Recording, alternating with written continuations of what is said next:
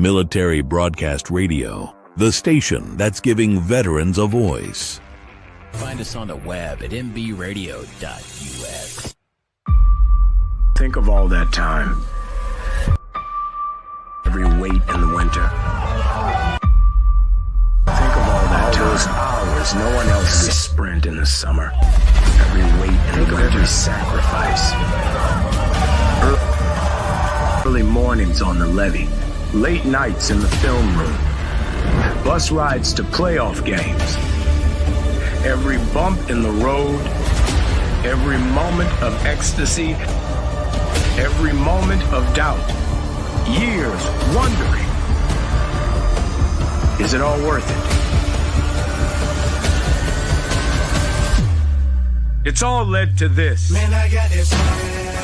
It's a 60-minute drive for a 60-minute game. After all the miles we've traveled, we're almost there. After all the hours we've worked, one more can make us legends. After all that time, this is our time.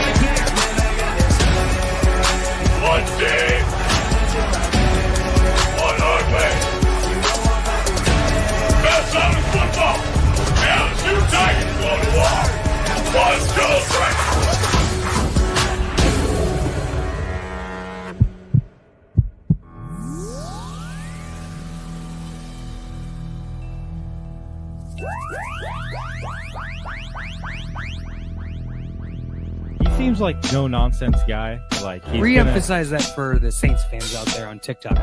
Caveman, what did you just say? The rebuild starts right now. Marshawn Lattimore's gone, so the defense, like we're not getting any better. Looking to get into Smith. What a pass! Not game! Dorial Smith with the game winner! Oh my goodness! And that is why you have Aaron Fry pass the ball in.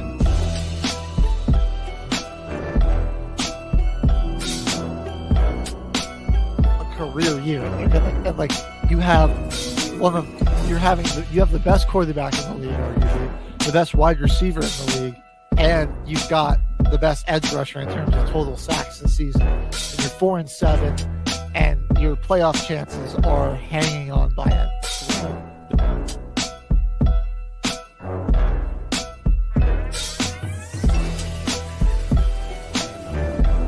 As true as day is night, my friend. Death, taxes, and the Chicago Bears losing to the Green Bay Packers. It's what it is.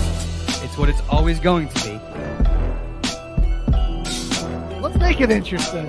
We're making it interesting. Come on. Give us the freaking moment. We'll take it. Oh, no! Oh, no. Put him in there. Biz back Put him in there. Who the heck is that guy?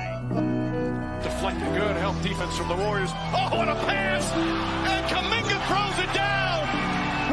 This could be the pass of the year so far. You might watch every game the rest of the season in the NBA. Mr. Announcer guy. So don't you go saying that you're never going to see that. You're such a hater.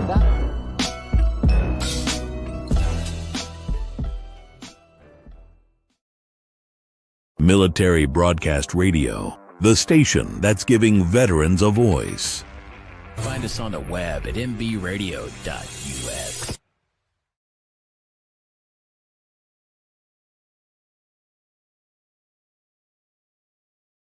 You are looking live at Military Broadcast Radio. What's up, ladies and Till gentlemen? the final whistle. We got a new little computer layout. You're going to be looking at back of my head a lot. Jimmy Covers Cam. Breakdowns. the boys are buzzing. Football was awesome this weekend, boys. And I just want to say a quick little prayer to the football gods. Thank you very much that my team is not the Detroit Lions or, New Orleans Saints, New York Giants. Chicago Bears. Thank you. In your name, I pray, amen, because it is a nightmare for those teams right now. Caveman, you're just getting this. The Saints got, if you didn't see it, the Saints got screwed this weekend. Honestly, man, The it could be Detroit worse. Lions have their entire starting defense on season-ending IR from the looks of it. And the Chicago Bears stink, and they're going to play the Minnesota Vikings on Monday Night Football. I'm excited. I'm Should excited be- to watch that Should be a because blowout. Got another doubleheader of Monday night games tonight as well. the Saints suck, as you said, and I agree. But we almost pulled a 17-point comeback, and I was gonna say like it could be worse. Could be way worse. It could be way worse. Sorry, man. We're scraping wins together with the whole team injured.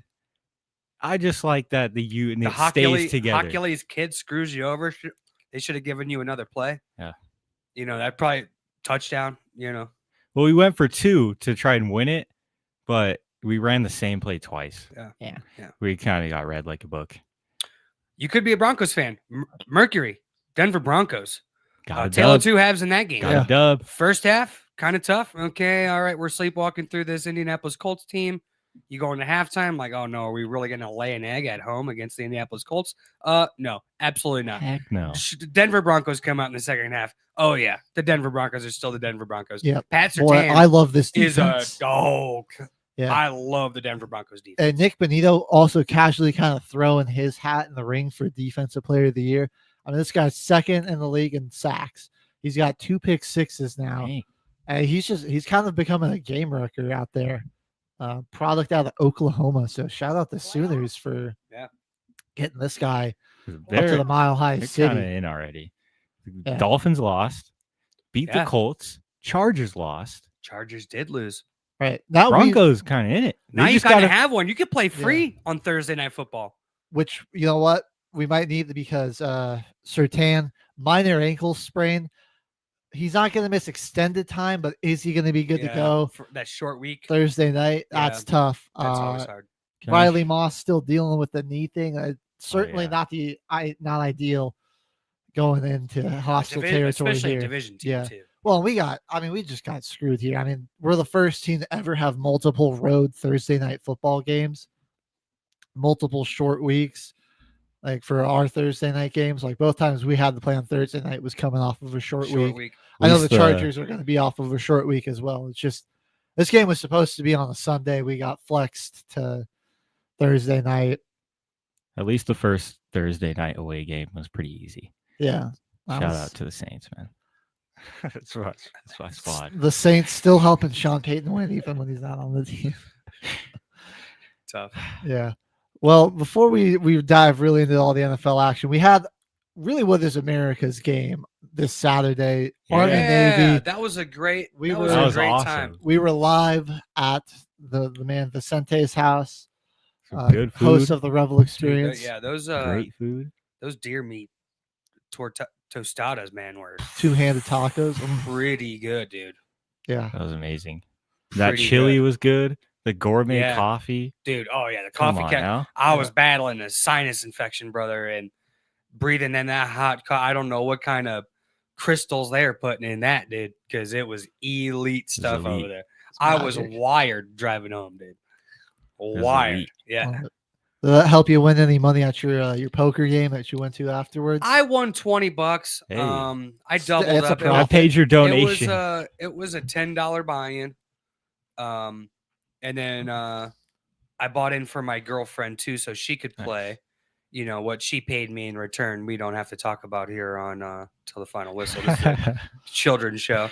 But I won $40, so basically a $20 profit. It was a good time. The boys were buzzing. I had some pops, had some vodka cranberry juices, and cleared out the sinuses. And had a good That'll time. do it. Yeah, it was Perfect. fun. That sounds like a good time. It though. was a good time. Well, back to this Sunday Army night Navy football, game. real quick, Oh, boys.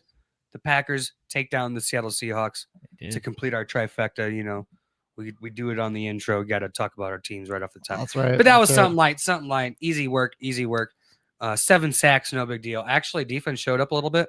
Yeah. And then Looking good. I knew I made the right call playing the Packers Yeah, good defense job. this Yeah, they week. covered a couple different ways. Jordan Love, 2 touchdown passes. Josh Jacobs. Boys, I don't even care. I'm going to say it. I've never in my life had a running back better than the quarterback until right now. Josh Jacobs is a freak. He's on fire. He is amazing, dude. Like his contact back. He put the team on his shoulders in the first half and said, I got you. Yeah. Anytime we needed a big play, it wasn't Christian Watson, wasn't Romeo Dobbs, even though he did catch 2 touchdown passes. It's really Josh Jacobs. Yeah. It's nice to see Josh Jacobs though with like an honest to God like QB1 that can like where he like because he's used to just carrying a team on his back. And now like I think Love is no offense, Kane. I think Jordan Love's better than Derek Carr. Very much so. They did I think show there's like that 31 guys. Jordan Love has 30 career starts. Pretty good. His 56 touchdown passes, tied with, drum roll please, Aaron Rodgers for most all time. I'm not saying he's Aaron Rodgers, boys. I'm just saying. There's just something he's playing well. He's playing good. He's something about Jordan Love. Love Josh Jacobs. Toyota You take too. Josh Jacobs off his team, we might only be averaging 2 touchdowns a game, maybe. Yeah. It's what I It wanted would to be say tough. this. I think it would be say tough. this. You were talking last week about how the Packers are kind of playing a little bit conservative now. Like they're not very much Some in the Republican empty football formation. going on. Not really a lot of big pass plays. Yeah. The power football is back, man. They're just running. It's power football with Josh Jacobs. You know, like I saw a thing and Collinsworth, and we're not pro Collinsworth fans on. We're on this show. anti-Collinsworth. We are anti Boo. Collinsworth. I'm not a Collinsworth Dude, guy. thank God. Can I He just did. say thank God NBC put the Chiefs game on Saturday. Yeah. Thank God they're sending like Noah Eagle and the other alternate crew out there. But he did show that teams that are running like a lot more too high guys, so you can't beat their defense over the top. A lot of teams with good scheme and good coaching using that running game. Baltimore Ravens, Green Bay Packers, and you see the Detroit Lions obviously running the ball the crap ton with David Montgomery when teams are in too high shell, making you sort of pay for playing zone, saying, all right, we're just going to run it down your face. And I posted a picture on my Facebook. It was like that old Madden meme, where it's just like, off tackle to the left and it just says run through a MFer's face. Mhm. Like that was I'm like, That's the yes, play call. this is awesome. That's like play no call. more fancy, crap with the quarterback and no more turn around, hand the ball off. Yep. It's kind of nice to see in Green Bay, dude. I'm kind of falling in love with it. Yep. It scares me for next week, the 23rd. We got to come to Lambeau and play on Monday Night Football. Next Monday, I was thinking, since we're betting, why not we hit up the clock tower since we have a week. Oh, we should. We have a week in a week. preparation. A Monday night game at the clock tower for Packers Saints. Because we got our Get little the thing boys going buzzing. on. Yeah. Saints are probably going to lose, so I'll knock out some And push-ups. Dude, the spread's on the already show. like 15 and a half. Yeah. points. It's like more than 2 touchdowns. Jake Hayner starting that game, caveman. It's probably going to be Spencer. We should reach out. We'll get their number and we'll reach out. Maybe we should try to set something up. We That'd should be, do that'd that be fun. if we Caveman can. doing That would be- push-ups at the That would be fun. elite food there. So I'm definitely pro clock tower. Oh, That's yeah. for sure. That would be pretty fun, though. Yeah. Would be exciting. Yeah. We'll see what they say. So stay tuned for that potentially. Yeah. I have a prediction for that game. I'm waiting to give it out until it's on the run your pool Yeah. screen. Mhm. So I won't spoil you guys. Are you going Packers? I can't say. I can't spoil you, but that pretty much means I'm not going with the Packers. Okay. I'm not saying though. Yeah. I'm not saying it though. All right. I'm gonna try to get you to say it. All right. Well, I gotta say, guys like Josh Jacobs, Derrick Henry, Joe Mixon, Saquon Barkley, even Tony Pollard, Tony going Pollard. to new teams and just dominating there. Still playing good. Yeah, Tearing it up. kind of saving the running back position, man. It was. Yeah. I mean, it was Yeah. starting to get like cast to the side. Nobody wanted to pay backs, Yeah. and now, I mean, you look all these guys. Now it's Went if to you good don't have teams. one, you're not. Yeah, Look at the teams that have double-digit wins. Yep. They all got a running back, or some type of running game. at the very least, they can do running back by committee. But the teams that are really dominant, the ones that are winning and able to put up a lot of points and blow teams out, they've got an elite Late back. rep, right. They do. Yep. And it's a rushing game resurgence, which I love to see here. It's it. kind of bringing explosiveness back to the league too, with We made a great Pulling in these, prediction like, at these the end too of the high last shell. season. Got to give us props. We made a great prediction. What'd that you guys call? running game renaissance Yeah. for next Yeah. season. Like after the Super Bowl last year, we kind of called it. I like you. That's good to hear. Good It prediction. really has been. Good to see though. I love it. Yeah. You love to just see the running backs thrive too. I've always been pro running back. Because then you get what Saquon did a few weeks back. Reverse Exactly. spin, 360 hurdle. like Street Fighter 2 moves that you see in like arcade games. Oh yeah. Alvin Kamara is an elite running back in his own right. Team stinks right now, no big deal. But we've seen him make moves and make catches. He had a touchdown catch on a throwback pass that was like going away, an Odell Beckham Jr. type catch. Wait for top plays. That Yeah, there are Cedric receivers Wilson that might couldn't be make that. starting. Cedric Wilson Right. might be starting at QB after that throw. I mean, he might be coming in. This is a Peyton. What's it called? What's his name? Kendall Hinton situation Oh, or man. something where he's Tough. coming in. The receivers coming in at QB. Yeah. But Mercury, That sad thing is it's not COVID. we should rotate back to America's game real quick, and then we can get into all the rest of the NFL action. I just wanted to Let's do shout it. out my Green Bay Packers before I forgot because I have Absolutely. short-term memory loss because I'm old. Dominant win for the Dude, Packers. shout out Navy, man. Like they Yeah, you completely controlled the. you line gotta of be proud of scrimmage. your boys, I'm man. proud of the boys, dude. I was watching more Gotta of give it. it to you. First time head coach at Navy winning against Army for the first time in the last 5 matchups. Well played game. Awesome game, dude. That was They had so a fun. fake punt with the defensive The nose tackle coming tackle, around dude. the edge. That was amazing, bro. That was so much a fun. to weak see. call there. And Landon Robinson was just wrecking that game too. For Yeah. Army, they could not do anything. They That had nothing defensive for 'em. line for Navy, just in general, was game breaking. Who's that defensive coordinator, dude? Yeah, 'Cause that guy's guy- good. That scheme he had where No they kidding. constantly shifting your defensive end and defensive tackle on one side, just shifting them in slightly. They got multiple offensive linemen on some penalties. Yeah, And, and it really just seemed like it really threw off the blocking scheme because yeah. I think Army was not prepared to adjust that blocking scheme when they shifted and like it fell apart. They're like, who Yeah. do we got? You Yeah. saw a lot of guys coming in unblocked, which was really helping them too. They just were really throwing off Army's entire offensive game plan there. It was awesome. Like a team that's been So great. To see. averages 32 points per game, nearly 400 yards per game, and Navy shut them down. Love to see it. And then Beautiful. Horvath, man, this guy, I said it before the beginning of the game on our live stream watch party that we did to keep an eye on them because he was dealing with a rib injury. Would that be a factor in this game? No, It this was guy, not. Yeah. his 4 ribs of 9 seem brand passing, new. 107 yards, 2 touchdowns. Pretty good. And on the ground, 204 yards on the Yeah. ground and another 2 touchdowns. He Amazing. counted for all of Navy's touchdowns in some capacity. Yep. Throwing or running.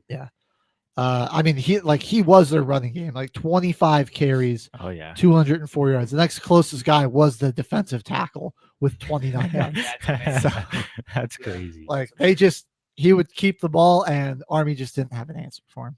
They really didn't. And just to add this here, so the defensive coordinator last year was the current head coach. Yep. So all that defensive scheme most likely gonna give it to Brian Newberry there. Carry over from him. Yeah. But most of it's he's probably calling a lot of the defensive plays.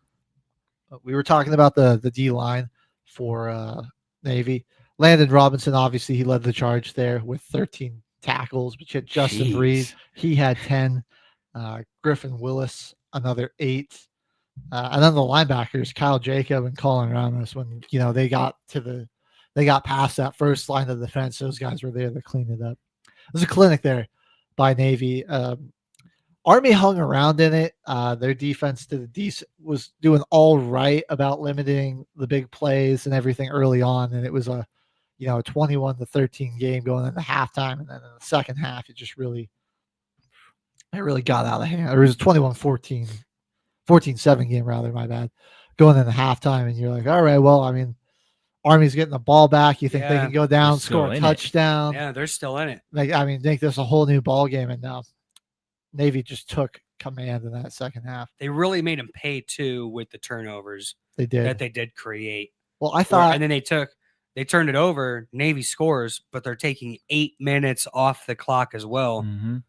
That's just demoralization. The really. whole game, Army was playing behind the sticks and from behind, which Yeah. is not how they Not want. a Like, recipe. behind by a lot too. It wasn't just like Yeah. behind by a little where you can Yeah. afford to run. Like they were forcing Army to throw the football, and Daly really struggled. 7 to 16. He had 3 interceptions. So yeah, it was. I got to. Navy going to go into this bowl game against Oklahoma on the 27th, right after Christmas, with some momentum. And that's going to be a while. Look at Oklahoma, an SEC team, bottom barrel SEC team, not a good record. What they won Going to be without their starting quarterback, most likely. and Dude's now you're going to transferring. go in. You're going to be playing this wild option offense, where they're at least throwing it a little bit more and showing you a spread formation. You're like, whoa, what's really? But they're still trying to pound it down your face. That's going to be kind of wild to watch, especially against an SEC defense. Oh yeah. I mean, they were running a lot of option, but like out of a spread look. I mean, we Yeah. saw a number. It of was like more 3 modern. Yeah, 3 wide receiver, 4 wide receiver looks out of there. Like, It was more modern with I the mean, offset tight end, yeah. Yeah. playing bunch formation. I mean, like normally Not all you got the like offensive linemen, 3 just trying tight to ends cut up you. there, They're actually 4 blocking. guys in the backfield. It's They spread them out a lot. They spread out the defense so much and then just handed the ball off. Yeah, Like it was you more can't- modern. It was more modern. It was really college fun to offense. watch.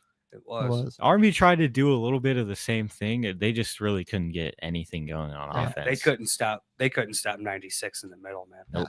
Well, they really kept trying the middle. Like it was exactly where Yeah. the strength was. Yeah, I don't know, like scheme something up to the outside. Like you had run the some speed. options or You something. had Yeah. this. I mean, you showed it when they got on the edges. It was like 8 yards, 5 yards, and like okay, like when they would get some momentum, they were getting to the outside and the edges of the net Navy defense. Yeah. But I mean, like you get a guy like Kanye Uda is just he's got blazing speed, and you just keep Yeah. running him right into this meat grinder up the middle. Yeah, You got those 2 big Do deep defensive anything. tackles that are just wreaking What is havoc. happening? And then those 2 really good linebackers, Ramos and Jacobs, there in the middle that were the best tacklers that Navy has. I mean, like, try to get away from those guys, make these corners and these defensive ends make some plays. But Army didn't do that. We'll see what the strategy is for next year. Certainly going to add some fuel to the fire, though, with that Navy getting a big blowout win for this one. Man, Army's gonna go into their next matchup. It's not showing me. Oh, they're playing Louisiana Tech. Oh, They should probably win that. that's Well, a way easier matchup yeah. than Navy. I can't even believe Louisiana Tech made a bowl game. Guess they might have. I remember the beginning of the year They looked kind of went terrible. 5-7, and they're playing in the Radiance Technologies Independence Bowl. Oh, I heard.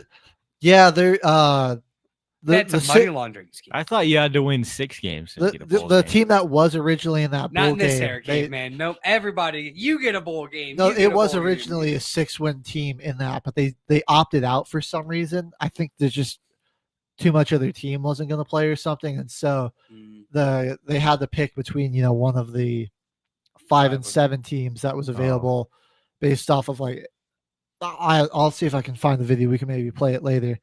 Somebody was breaking it down, but just real weird situation there. Air Force was one of the options. And I was like, man, why didn't we just put Air Force in there? Give them another shot to play Army. Yeah. Air Force was 5-7. Like, might as well give us another military game. What's that bowl game called again? The Radiance Technologies Independence Bowl. Yeah, like Insert cash what is app that? here. This probably isn't going to give It's- me the it's- answer, but it's let's got- see. Oh, Marshall dropped out because their coach Oh yeah. went to Yeah. Southern Miss. That's Yeah. right. He went from the best team in that conference to the worst team. Interesting. And 24 of his players hit the transfer portal to go to Southern Miss. Wow. So Oh, Marshall Must be dropped giving up out of the that NIL. bowl That's game. why, yeah, because Marshall, they won the Sun Belt. Yep. He won the conference and said, I'm going to the worst team and I'm going to rebuild it. That's kind of That's kinda badass. crazy. Kind of badass. Yeah, he got half of his team to follow him. So, almost half of them That's at all that least. matters. That's all that Yeah. matters. Oh, geez. Well, good. I guess good for Louisiana Tech, but Army's probably going to crush them. Yeah. So they'll get a rebound win. And Good. They could have had 2 weeks in a row of a service school playing a service school. They could have had Yeah. Air Force, Army. Dang, Air Force man. probably would have gotten crushed too, though. They haven't been this good. They're in the down year for them.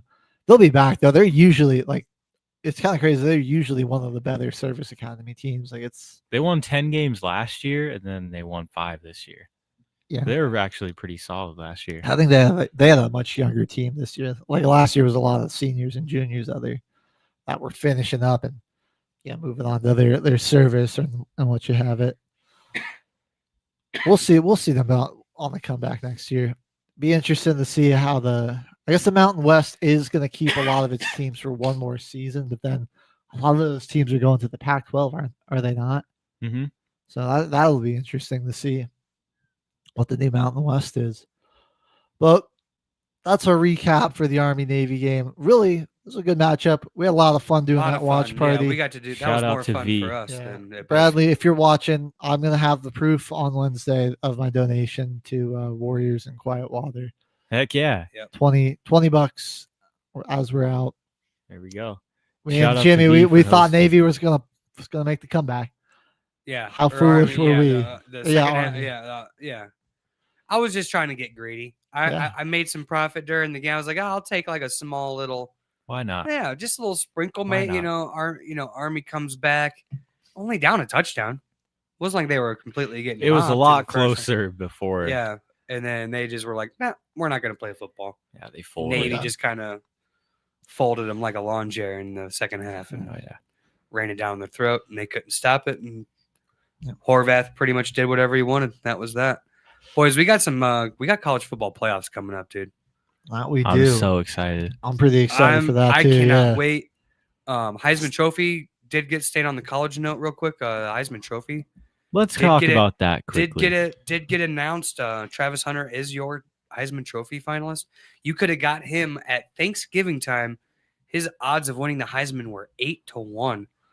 Shout out Wow. Big Cat for putting $5,000 down on that and winning about $205,000. Very nice. God dang. Yeah, Ow. buddy. So have fun, Big Cat. The Oh, rich yeah. getting richer. He knew Exactly. something. Time travelers told him. But I mean, I think you could look congratulations at to how Travis Travis Hunter. Hunter was playing and be like, Um, that guy should be the Heisman. The heroes and zeros of that Heisman Trophy thing. Hero, Travis Hunter, and Deion Sanders. 0. I don't want to like throw shade at like some girl who just like takes pipe from this guy, but like, what is thank you. happening? Actually, where thank you for social reminding media me. is even bringing like, why is she allowed to be on TV? Like, Yeah. this is his kid's moment. And the cameraman's just like, what's the girlfriend doing? Like, it's some fucking reality TV show. Like, this is like real world, Heisman Trophy. It was like it was you. filmed like a TV show. Thank you. I'm like, where's the Heisman guys in the background where they get to go up and he's up here with all these freaking people. And it seemed like it was just thrown together reality television. That's why I don't like these award shows. It's all like, like you said, it feels very reality TV. Like, I'm like, What I is don't know. happening? Exactly. They're not that good anymore. It's This all like kid plays celebrity 5,000 fanfare. snaps over the course of the season. We're showing this dude's girlfriend. We need a hammer sound effect for when we're just perfectly nailing the Like, head on nailed the it. hammer. Yeah. It was brutal, dude. And I Yeah. kind of feel bad for Travis, bro. I really do. I was at work watching it, so I was like walking in and out of the kitchen, like just peeping over at my phone. I'm kind of glad I was at work to watch. Yeah. You didn't miss nothing. Exactly. You Like definitely didn't miss he nothing. won. I saw like his moment was like Yeah. really nice. His speech was good. Great when they speech. got past the point where they actually like picked the winner, yeah. is when it was like good because that's Yeah. you hear from the player. Yeah. Heartfelt speeches. Deion Sanders is the man. Oh, yeah. They showed him. He had a little thing. Another zero had to is the tell- haters. He had to. Yeah, the haters definitely And get Ashton Genty fans. just. Yeah, the Genty 'Cause fans. I I'm wanted okay. Genty to I'm win. actually okay. I'm okay But with I'm it. okay with I'm it. okay with it. I'm okay with the Genty fans. Some of them are just really annoying me because they're Exactly. they're I'm really okay with just trying to like downplay what Hunter did by saying, "Oh, he just he's really good at cardio. He just plays a lot of snaps. Like he wasn't a top 5 player at 2 positions this year. Right. They love to bring up how he didn't have a ton of tackles. I'm like, you're casual. All right. Right. He's a cornerback. Yeah. If he has a lot of tackles, Something's that not means good. he's bad at coverage. Yeah. That means he's getting thrown to a lot and giving up a lot of catches. Or your defensive line can't stop the run. They're getting to the second level, and he has to rally to the ball and make a tackle. Like I'd be asking these tough. people, I'm like, do you think Patrick Surtain's a bad defensive player? And they're like, no, what are you talking about? I'm like, he only has like 23 tackles this year. Right. It's, that's like maybe 2 tackles a game. So by your logic, he's a bad defensive player because he doesn't have a lot of tackles. Yeah. Like, what are we talking about? Yeah. It is Good the point. discourse of it. I do like anybody that's pro Genty. I can see why you think he got screwed. Yeah. But there's been multiple running backs who have done 2,000-yard seasons, Right. 295 gajillion touchdowns and not win the Heisman Trophy. Yeah. Exactly. You know what I mean? Like All I of watched a sudden all these like Nick Will Nash McGahee fans. had 2,400 rushing yards and 40 touchdowns on an Yeah. undefeated Miami team, and he wasn't even a finalist. Well, I think the other is then people that were Genty fans also became like Nick Nash fans overnight just to drag Hunter because Just overnight. yeah. Dude, honestly, Yeah. never heard of Nick Nash until Right, this. Yo, get this. crash, He dude. was in the same recruiting class as drum roll, please, Jamar Chase. So this guy's been playing football for a while. And Yeah. Theo Ash, I was watching, he was doing a little breakdown of this. He made a great point. He's like, was there clamoring for Bailey Zappi to win the Heisman when he was tearing up the Mountain West? No, He was. There Yeah, wasn't. he threw That's a for good like point. 5,000 yards. Yeah. Dude. He did tear it up. like, I mean, Shout out Western Kentucky. I look, think. no, I'm not trying to take away from anything what Genty did, but it is the Mountain West. I mean, And we were pro Genty on this show. yes, I love Genty. I wanted to win. But it's On like, Saturday, I was saying I people wish can there could watch. be a co-Heisman. I really Right. wish there was because I Yeah. think Genty is very deserving of it. He just unfortunately played the same year Travis Just ran Hunter into a had a buzzsaw. historic Yeah. season. And we know how the popularity aspect of it goes too. Right. Genty won the fan vote NFL, anyways. yeah, you know Yeah. what I mean. Like a lot of that plays into the hearts and minds. But NFL, the NFL aspect also, yeah. where they're already projecting him to be, either number 1 or number 2. And I mean, he's doing like Hunter's doing this against Big 12 competition, which it's one of the power conferences Yeah. for a reason. There's a lot of good players. Sketchy defenses still yet, but Yeah. you're at least playing top tier Division I athletes. Exactly. Like exactly. either one could have. And I mean, there's some real talent at the wide receiver position throughout the Big Ten, and he Yeah. was very good at shutting them down. I don't know the exact statistics, but he gave up less than 300 yards, when he was targeted, 1 touchdown. Yeah. And I got to point out, like, the 1 touchdown was perfect coverage by him. It was just a better placed ball. And like the receiver made a heck of a catch with Hunter falling on top of him. So it's like, Yeah. sometimes you can play it so perfectly as a defender and still get burned. That's Yeah. There's no the defense unfortunate for the thing. perfect People- pass. Yeah. I saw somebody pull out highlights from the Stanford game from last year to Right. try and say that he shouldn't have won it this year. I saw gosh, that. Yeah, I'm like, that's brutal. that- He didn't win it last year. Right. Jaden Daniels won it. Right. And same thing, Jaden Daniels projected to be either the 1 or 2 pick in the draft, Yeah. won the Heisman. Team wasn't really that great either. Yeah. He carried LSU last He year. really did. I think they only won like 9 games last year. And it's because of what Well, Jaden and- Daniels did. People were saying like, "Oh, Genty carried his team to the playoffs," and that is fair. That like some reason, Fair. but like That's a fair argument. put That's Genty one in of the only few fair ones that I'll accept. put Genty in like on a Big 12 schedule. Can a running back alone get you to the postseason I do in the Big think 12? you insert Boise State into that conference. I think so too. Boise State, they put out offensive linemen Yeah. and wide receivers into the NFL. Are they a 12-win team in the Big 12 though? Well, they're I mean, probably if they get to play like Colorado State and Wyoming, yeah. Yeah. Nebraska, like what are we talking about? they would probably Boise State would be, dude, I'd probably say the only team that would be their competition would be Colorado, and Arizona State. I could see Arizona. Kansas State giving them work because Yeah. of their line of scrimmage and their running game too. Iowa State, they're going to try to out-athlete you there with Matt Campbell. Kansas would be a tougher game for them. Kansas would be an uptick game because their offense can score with anybody, and I think they showed that this year too. People kept using the Kansas game, like Hunter couldn't get his team past the bad Kansas football team. I'm like, what do you want him to do? He plays cornerback, they gave up 287 rushing. Like, is he supposed to stop covering and go play middle linebacker? Yeah, he's not 11 people. He caught 8 passes for 125 yards and 2 touchdowns when he was on offense. Right. So, like, he was the majority of their offensive production. I'll say this: the Heisman Trophy is not an award where people are thinking it as it's the best player in the country. Travis Hunter's not the best player in college football right now. He's the most popular player in college football right now, and that's what the Heisman Trophy is. It's what it always has been, and it's what it always will be. So it got made to popularize college football during the radio days, so they would give fireside chats. Well, back in those like 40s and 50s, it would popularize these players like Paul Hornig and like all these like who was that one dude like way back in like I can't remember his name. It doesn't matter, but he's like a super popular. They named a couple awards after him in the NFL, and it's like that's what it was made for. It wasn't made. Like you can apples to oranges, Genty, if he had this, or if Travis Hunter, he doesn't have none of that matters, dude. Travis Hunter was on the most popular team in college football, played really good at a high level, obviously going to be a top 5 pick, played both ways, never made an excuse, never missed a game, injuries. I mean, like you're still going to fall, like you're going to get banged up, dude. This is a physical contact sport. Next play. Something to be said about that. I do think that there's a lot of haters out there, and because of social media, they get propped up a little bit louder than what they should be. Mm-hmm. Obviously, because it's easy to take pop shots at Deion Sanders and how that guy gets shade thrown at him too. He's been the same freaking guy since the 80s, and all of a sudden, it's like, we hate. It's like, dude, people hated him in the 80s and 90s. He's just going to keep on being Deion Sanders. If you don't like it, that's where he lives.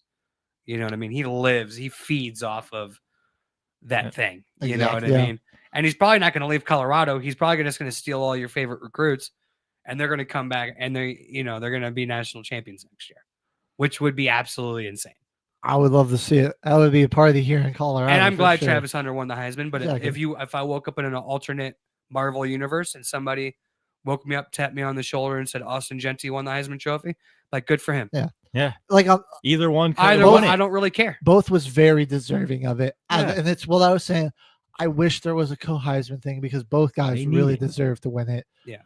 Hunter, I think what they took into consideration is tougher conference a little bit. Definitely more popular just in terms of like what team he was on. And I guess made the most money of any college football team outside of Alabama. Yeah. My last thing to add to that is he was like one of the most efficient wide receivers. Like his target to catch rate led the nation. So like when the ball went his way, he caught it more like 9 times out of 10, basically. He had like 1,400 receiving yards while also playing and 14 touchdowns. Like, what are we really talking about? Top 5 in 2 positions. You know what I mean? Right. Like, top 5. I'm sorry, you've never. And think about him as a game piece plan, though. Like how much coverage and attention he draws from a defense, and how he'll just delete a side of the field for you on offense, and how you have to scheme going away from him. Because it's not like he was really good coming up and run support too. We saw him force a goal line fumble, which kind of saved Colorado's season earlier in the year because they almost lost to Baylor. He punches that ball out. They did it. A miracle happens with these Hail Marys. Yep. Kind of kept them alive. Great in the playoff race. Definitely, at the very least, got them into a much better bowl game where they probably got the bowl game of the year now, outside of like the college football playoff games. So, I mean, he made elite plays on both sides of the ball. I will say this real quick, Fast, and then we can move on. I don't like when people say the Hunter fans to the Genty fans don't act because you've never seen this before or something along those lines where I'm old enough. I've definitely seen this before. I've watched Charles Woodson dominate too and kick returner. Yeah. It wasn't even – it was like you look up his stats, it was not even close. He was a way better – like in college, not in the NFL or what he's going to do at the next level, Travis Hunter. Take that away. different type of player. Charles Woodson, a little bit bigger, played safety and DB. But his wide receiver numbers at Michigan were stupid. Absolutely stupid. Devin Hester got drafted for 2 positions. Obviously, Hall of Fame kick returner. Yeah. I've seen it. You know what I mean? Desmond Howard tried to do it. But there's been a few players before Travis Hunter. Travis Hunter's just the more modern one. Exactly, So and now these kids who didn't get to watch what I got to watch with those 2 guys, now they're seeing it. That's why they're this loud, and that's why the Genty fans obviously are going to come back on the back end. That's how social media is from the top rope, you know. And it's like both guys could have had it, should have had it, you know. And like you just nailed that. You just nailed it again, dude. Like probably the game of the college football series outside of the college football playoff. It's going to be Colorado, BYU. BYU. Because see, Dion said, like, my guys aren't sitting. They're playing. Yeah. Travis Hunter at the Heisman thing said he's playing. You know, you can't let it. You know, BYU. we didn't They're make it going to this play far their for me to guys. sit out. I said, good for you, dude. So I mean, this is going to be it's going to be the best bowl game in my opinion of all bowl season. And I'm another excited little for it. quick thing, dude. Like Travis Hunter's like the best athlete in college football right now, and he's also like this social media juggernaut, like Kai Cenat, all rolled in like one package. But He just I mean, plays football and he plays it's kinda- Fortnite, man. It's kind of crazy. Like Yeah, a football. modern era, like he's just like you look at him and like he plays tough, he plays a physical violent sport, and he's a dog when he's on the field. Then you see him talk. He's a precious angel, that kid. sweet, Very super innocent, sweet guy, yeah. a sweet kid, man. Crying, showing his emotions, talking about his story with his dad, talking about how Prime helped him out. You know, the father figure that he didn't have, his struggle. Shouted out his family. They're there, bro. It's hard to do that authentically and not make it sound like you're a robot. Travis Hunter, you get the shout out, dude. Like you nailed it. Absolutely. Yeah. I don't have a bad thing. I can't even make up something to say against you. And I'm the biggest hater on the show. Mercury will tell you. You know. That's just honestly, college football is a lot of complaining. It is. We're seeing that with how this bracket worked out. It's a lot of complaining from the head coaches. A lot of egos, brother. A lot of money. Head coaches it's are a lot of money. the worst of it. That's what starts a lot of the fans complaining, is because head coaches are the ones that complain the most about anything and everything in college football. Yeah. They complain the most. They do. Because there's a lot of good teams that missed because they, like, all you have to do literally just win your games. Win your SMU, games. Alabama, and a neutral site. Who are you taking? Honestly, right now, SMU, because Alabama got smoked by Oklahoma. Yeah, I think I'd take SMU on a neutral site. Okay. Bama's had some ugly losses. All right. You They know? got smoked by Oklahoma. And even if Bama would beat SMU because of those ugly losses, I don't want to see them have to play. Yeah, against, no, like, I'm Georgia again or for something not like- having. know? I don't want to make that. I was just wondering, just because, like, for me, like, like a playoff game, right? Okay, Yeah. instead of Penn State, insert Alabama, which I think Alabama is 10 times the team of Penn State. I'm sorry. If we were going to take a 3-loss SEC team, I'd rather see a South Carolina, South I'd be Carolina. winning or an just because Ole that Miss. freshman quarterback is electric, Yeah. and I would want to see him on that stage. Give Jackson Sellers Dart, is let him great. play. You know, right. another one. Lane Kiffin's always an electric factory on TV. Something nuts Exactly. is going to happen. I'm with you there. My thing is college football playoff type thing. Okay, they're playing in wherever, New Orleans, SMU, Alabama, instead of SMU, Penn State. Athlete for athlete, those bowl games are different, dude. Like this That's isn't true. this isn't a That's conference championship. Like now, I'm watching film for a month just on this one guy. That's fair. You know what Yeah. I mean? And it's like, well, I have 5 guys that are better than him. So now, you know, like, yeah, they lost to, you know, like Notre Dame lost to probably the worst team, NIU. literally the 130th ranked team in college football in Northern Illinois at home as 28-point favorites. And we lost outright. Thank you, Riley Leonard, for not having the golden Early- year. Notre Dame early re-signed season. Marcus Freeman to a 4-year extension too. Shout out that. Yeah. Love that guy. Let's go. He's not going to Our the game- Bears. Dude, our game. Ooh, he's not going to ruin his He's career. not gonna ruin Let's his- go. Good job, Marcus. Dude, just how our gameplay, how we get up and how we get up for a game, completely different from Marcus Freeman at Notre Dame. Way too gimmicky with Brian Kelly. We needed something to happen. Get a phantom flag. Nope. We got an offense and a defense now. Exactly. I'm It's really like- excited for what Notre Dame can do with Top Marcus 12 Freeman there. And I see top a 12 national recruiting class. championship with him there, man. I could see that happen. You got to It's- get your quarterback, It's really. tough. That's really it. The man. way he builds like his We're a O deep line team. and his we defense. lost 3 starting offensive linemen preseason to ACL injuries, and we replaced them with freshmen, and we're Yeah, dominant. and the And you're running one of the game's most fine. dominant running teams The on running game's fine in with the 3 nation. freshmen. I didn't even know that. Holy Yeah, dude. crap. We lost our crazy. number. Like this kid, You just need to find a quarterback that Jer- you don't like panic when he has to drop back and throw it 30 times a game, you know? yeah, Jeremiah Patterson was a second round graded, coming into the draft this year. Tore his ACL in training camp and replaced him with an incoming 4-star nobody from like Houston or something, and we're just crushing it. Yeah, I'm really excited for Freeman, but some of these bowl games, man, coming up, dude. Yeah, let's talk about. We got You one know, I mean- next. We got one tomorrow. Memphis, West Virginia. Kind of intriguing there. Ooh. Big 12 Alright. team against the West Virginia Top 25 Mountaineers school. rehiring the man, the myth, the legend, Rich Rodriguez. After Whoa. remember when they had Pat White and Pat McAfee? Shout out Pat McAfee. We're for the brand here at Till the Final Whistle. Yeah, they're rehiring. I watched it was right before I left to go to V's house. Rich Rodriguez was doing his little announcement. Oh, on Pat McAfee show? Yeah, at Okay. the Pat McAfee show was in Morgantown, West Virginia for Oh, the yeah. little press conference there, and all the boys were buzzing. All them NFL players came back and saw, because he left That's sick. he went undefeated and they almost won a national championship. Pat McAfee did smoke 3 extra points and they lost to Penn State. They would have ruined their undefeated season. Pat McAfee did that single-handedly. Pat White 4 touchdowns. Pat McAfee 4 missed extra points and 4 missed field goals. They lose by 4 points, and that ruins their undefeated season. Pat White almost Heisman Trophy final. That dude was. These kids now, dude, are lucky we're not in the era. Go on YouTube, look up some Pat White highlights from college, dude. That was the dude, bro, for a long time in college football.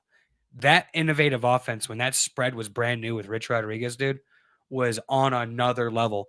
He goes on like crazy 4-year run at West Virginia there, Rich Rodriguez does, and he leaves and he took the Michigan job. Oh, wow. And that was the beginning of the downfall of Michigan football there for a while because they were not good under Rich Rodriguez.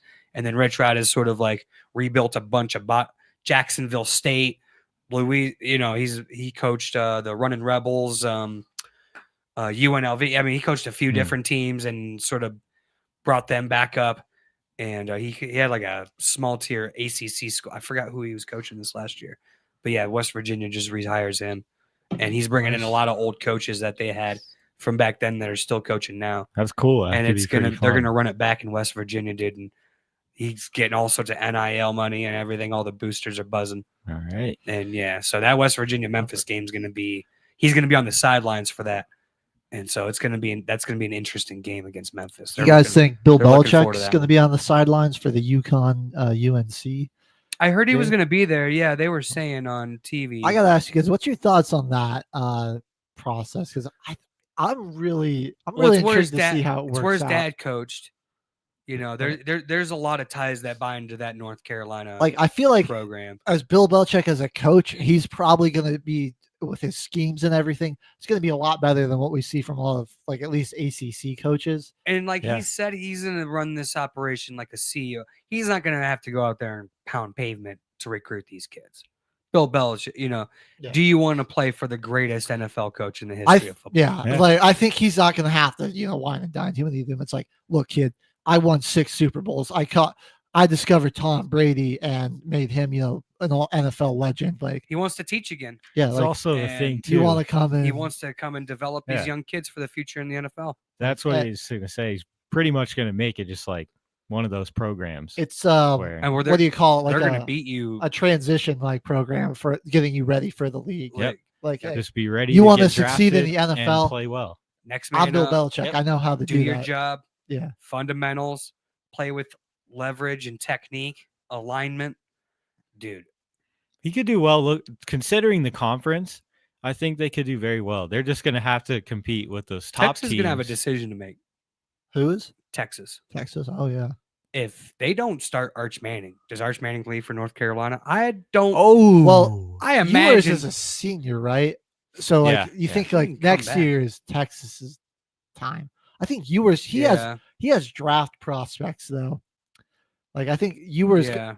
It's been might be a dropping. first. But they gotta Yeah. they better say like, hey, like because now that he goes there, that's an easy. oh, And if you're definitely, Texas, you can't just get big headed like, oh, he'll stay. definitely You know what I not. mean? No, Like you don't. better not have that He privilege already where you stayed think, and waited. right. He did. You better reward him. I mean, like, otherwise there's this was somebody his- over on the East Coast. This was the last season for him no to, problem. to sit on the bench. Manning Yeah. family gladly turned their child over to Bill Bill Belichick. Oh, And absolutely. get some of that Oh, dark yes, voodoo they magic. would. Then Eli, Yes, then they now would, dude. Arch is going to come in with some culture and Bill Belichick. That would be a kind Drop of the exciting. most Pat Fire Mahomes, quote. take a side seat, bud. Let's go. The man is coming to town. I could That's root gonna for be Arch. nuts, I could dude. root for Arch Manning, but then like I he'll would. somehow end I up would on too. like the Chargers, and I'll be like, God, Damn Oh. it. No, I think they're son okay. of a. Man, if I had to project forward, dude, I kind of want to just say the Giants for a nostalgia's sake and just because they're going to be bad enough to have that pick. You What do want you a bigger nostalgia? I just You don't like know, man. gumbo? Come on now. Come to Yeah, Grandpa's there you team. go. There Come you to go. Grandpa's Grandpa's team. I He think- was not that great, but come to Grandpa's He team. was out there by himself. I- You saw some of the. I watched his documentary. He was a He wasn't football bad. player, dude. He could move a little bit too. Uh, He was a little mobile. Archie was definitely just in a bad situation, man. Very Like bad he was situation. just Dude, he trying to keep that was team so afloat. tough, dude. He wore the single bar helmet. Oh dude. yeah. Oh my! What Oh a, yeah. You're just getting mollywopped in the bottom He of was those getting piles. beat down. That's crazy, bro. So how many Come years on. do you think Arch Come to the plays in Aints. college? I Right think when he after gets, next year, he's done. you think he's just going to do one starting season. He's gonna go on his Joe Burrow Heisman run where he's now the full-time starter and just set records. Because whatever team he goes to, the wide receivers are gonna go to. That's fair. Yeah, they're going to want to play with this guy. Like you even Well, saw dude, Justin he's- Jefferson and Jamar Chase say we went to LSU because Joey B was there, And he's not like because Ed O was there. way more athletic too than like even Burrow is. Like he's going to have like I think another Oh like, yeah, Jade Daniels type season like I that would dual imagine threat. threat. I'm doing like I mean He he's can had, move. He can scoot. He's a scoot. dude. He's had some runs this He's year. a scooter, yeah. bro. He'll Like, take you it can see- down I and like running it. up the middle on You you. can see he got like the Bradley man or the Cooper Manning genetics, not He the did. Eli That Payton. athleticism. He got the Eli could move a basketball. little bit. Eli could and move a little he's bit. got the support of the cult, bro. Dangerous, bro. Oh yeah. When you got both those sides working, bro, you got the talent and sort of like the it factor, that aura that kids like to say, even though they have absolutely no idea. I'm sorry, kids under 27 years That's old. true. Not everybody has aura. Okay. That's true. They have 1.1 million followers on Instagram. I don't care. A lot of them do. You know what I'm saying? a Watch lot of- Cristiano Ronaldo on the same field as Lionel Messi. It's Leo Messi. Oh yeah, Oh, it's Messi Messi all the goat. day. And Ronaldo has Come on. 47 million Instagram followers. You know, Messi's the Arch guy, dude. with the Manning mentality, and then Arch being so humbled and putting himself in tech, going through that being one of the dudes when you're on the practice squad not playing, and the boys just rally around you like that, and then you step in. Ewers, has some draft prospects. He's out. We want Archie at these games. Yeah, they want him, man. You know what I mean? Oh yeah. It's something dangerous, dude. I mean, That's whatever how you team get to he does see end one of up- these kids. We're gonna be rolling in it next season. Yeah, man. Oh my, the money that's gonna come in with that guy playing. Oh jeez. And He's The rich getting richer. paying all the The new rich recruits' getting salaries. richer. yeah, Dude, let's talk about he's hooking up the boys with like his NIL stuff. Like you guys want a bigger Flying paycheck? private, rolling around in Rolls Royces pregame, like Oh yeah. listen to rap music, dude. You're living it, dude. You're loving life right now. And then he's a shredder when he walks on the field. It's like that helmet comes Yeah. on. He's ready, dude. I'm proud I'm of him. so excited to I'm watch him excited. play next year. College yeah. football is gonna be lit. You give him one season. I'm just trying to think like where teams might be that would take him because I think the Raiders and the Giants they're taking quarterbacks. That's gonna happen. I've I been could hearing a lot see- of Cam Ward to the Giants, and I'm like, I could man, see, just like- don't know, man. I could see T-Law comes back for another year, doesn't work out. They're in a bad Jacksonville. position. I think that family would pull an Eli Manning and not let him go to Jacksonville. But I mean, maybe if Travis Hunter's there, you're like, I'll pair those two guys up together. Like, That's a fair. think point. about the prospects. That's a fair point. You know, Yeah, you do really got to kind of project it who's going to be the worst team in football next season. Right. How to lay it out there. And it really could be anybody, and it's like one Like, injury. Why not Detroit? That's true. What happens if you're Chicago, I'm trading Caleb for anything I could possibly imagine right now. Here's a crazy, because you're not going to have what you have in Chicago next season. You're still going to be trash. Dude, I've kind of got a crazy one. Purdy's contract, it runs out. He wants a lot of money. The Niners like, I'm not sure if we want to pay that much.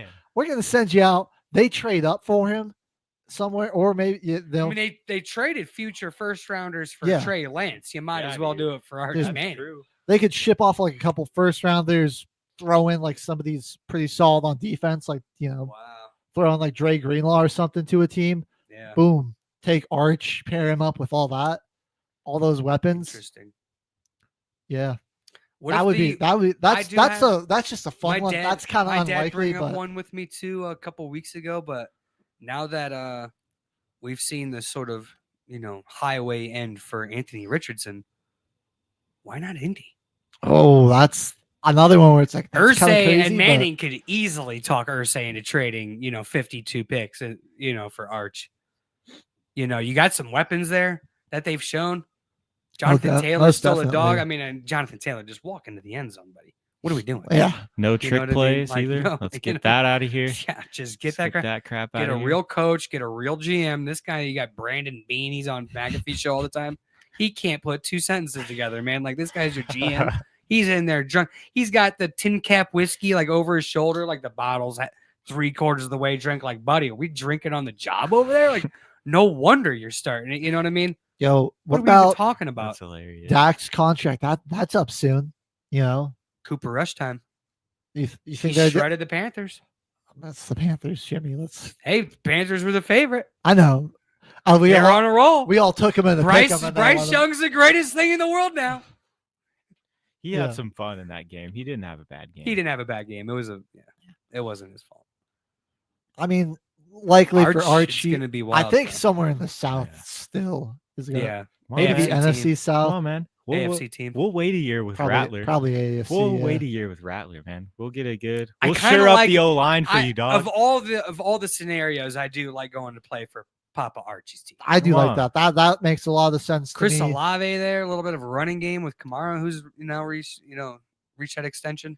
We'll get him on the last year because he'll probably play another year before he gets drafted. So we'll get him on Kamara's last year. We'll get him on Kamara's next year. Will be his third year. The fighting Aaron Rodgers, like how long is that? Ooh, that scenario gonna last? I don't think that the Manning fan. I do, dude.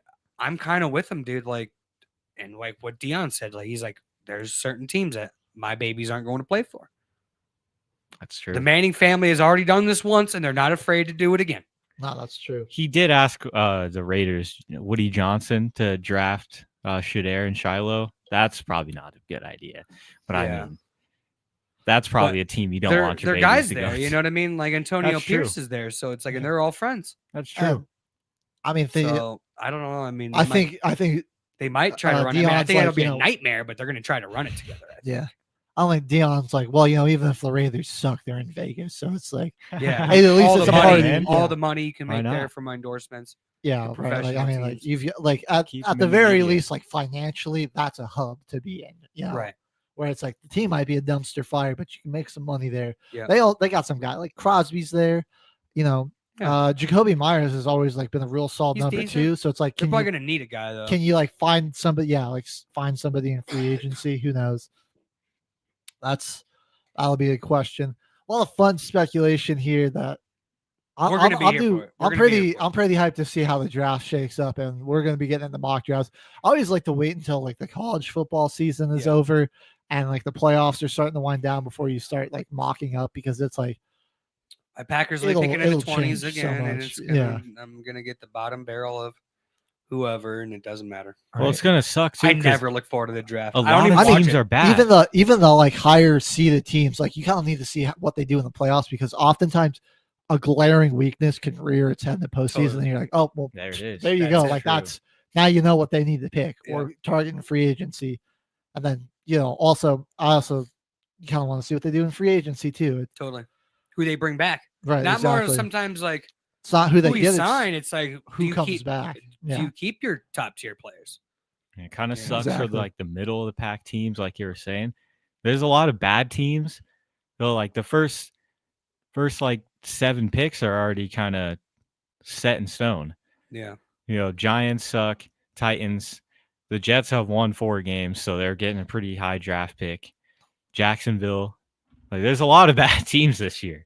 There's something that I've seen with my team that like for a while, dude, when we had Aaron Rodgers, we traded back our first because we're picking 28, 27, 27.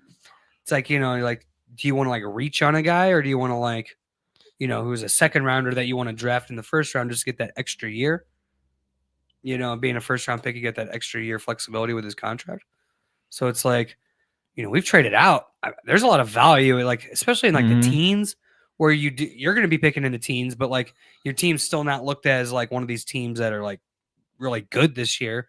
So it's like, well, why are we even picking at 17? Like, I'd rather get 2 second rounders and get some diamonds in the rough that nobody has heard of at like primo spots in the second, third. It's just so much deeper there than it is in the first round. There's a big drop off. First round, it's like almost every pick is like boom or bust if you're taking somebody in the first. Like totally. You kind of need like a boom, or it's if they don't boom and they're not like a they're gone in 4 or 5 years. You know, at least like a near Pro Bowl level player. It's like that was not even worth it. You know, there's so much risk taking in the first round where I can see like, you know, middle of the pack, like, yeah, man, I'd rather have, you know, 2 seconds, get me like an extra third and fourth. 2 twos and a third.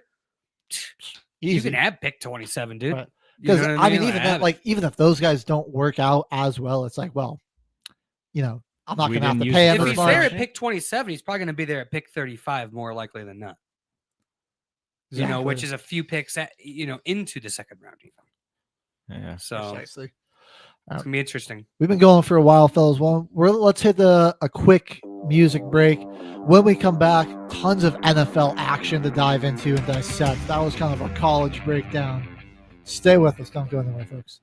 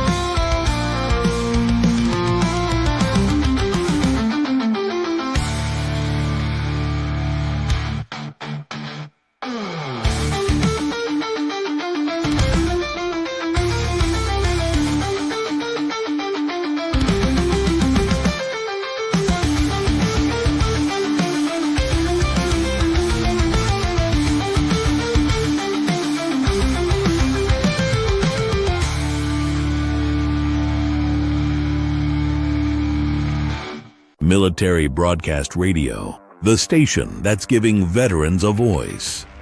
Find us on the web at mbradio.us.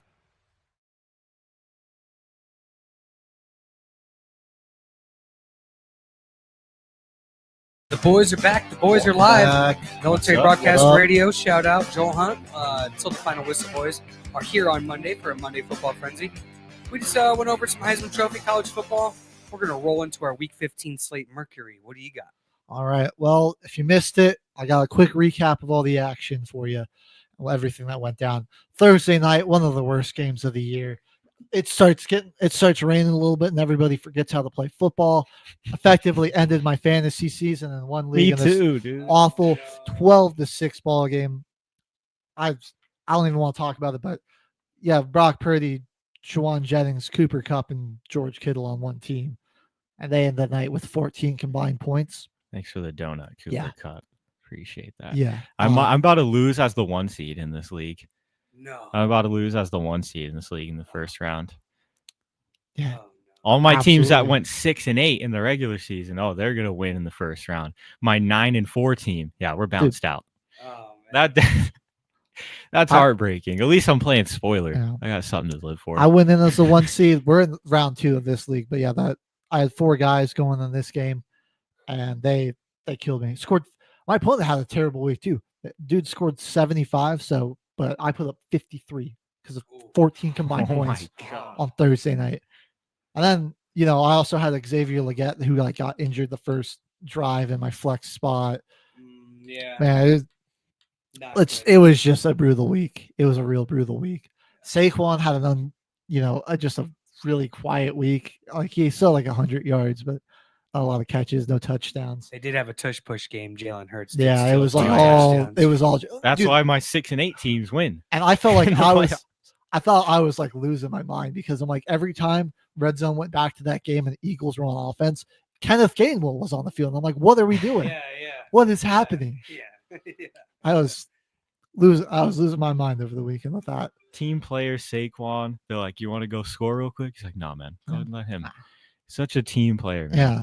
Not a fantasy team player.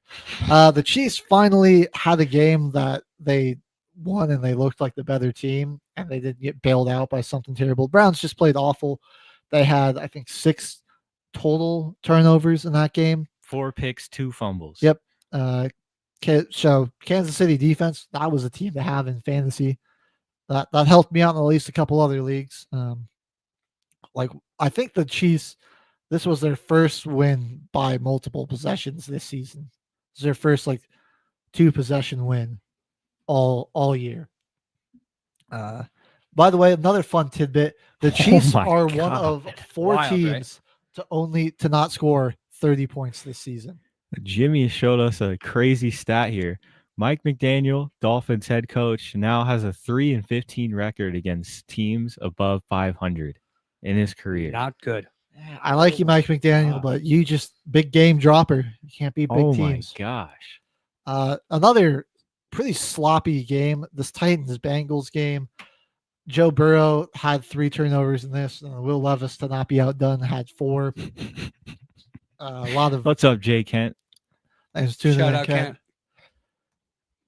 So Brina commenting, Harrison Butker got a donut since he missed 1 field goal.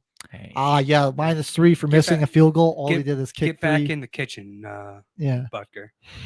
for real. Man, dude, Burrow killed. I'm you can't sit Burrow, and so I played him, and he had 3 turnovers, and then you know who I had on my bench? Don't tell me. Jared Goff. Oh, no. Dude threw for 500 yards and 5 touchdowns. Oh, no. It was 57 points Oh, no. on the bench. Oh, no. 57. Oh my God. Yeah, That's one of the best fantasy football performances. that league's ever. got some bonuses for yardages on touchdowns and that, and certain yardages. So not your standard fantasy scoring. So that certainly gave him a boost. Okay. But still, just That's tough. killing me. Now I'm down 3 points going into Monday night with TJ Hawkinson, and he's got Swift and Darnell Mooney. So about to call it week 1 of the playoffs there. Commanders, Saints. Well, I don't think Swift is playing, brother. Well, that might help out, but he's still got Darnell Mooney. Swift hasn't practiced all week, and if there's anything Chicago related, just ask me and I'll tell you. Gotcha. Well, hopefully that would help. Against this defense, that's a favorable matchup for you because I think so too. Swift honestly. versus like that Minnesota Vikings defense, Yeah. they really don't let running backs do a whole heck of a lot. But let's not forget Darnell Mooney's playing the Raiders. Kirk is just Even though Kirk's Kirk's Kirk, been man. sucking, Mooney's had some decent games. And you're like, I don't is he know. really going to go a 5th game in a row? There's without like throwing 4 a guys touchdown? I think about beating the Raiders before I think about Darnell Mooney. You know, they I- still it's got a just- few guys. He's just like, been the Falcons' number Bijan one guy the past few weeks. has he? Like, yeah, I guess like I Drake wouldn't London think really that's hasn't true. been Drake London. Yeah. doing anything. It's Drake been London. all going to Mooney. Where did he go to college? Who Drake do- London? Where was he from? I want to say USC.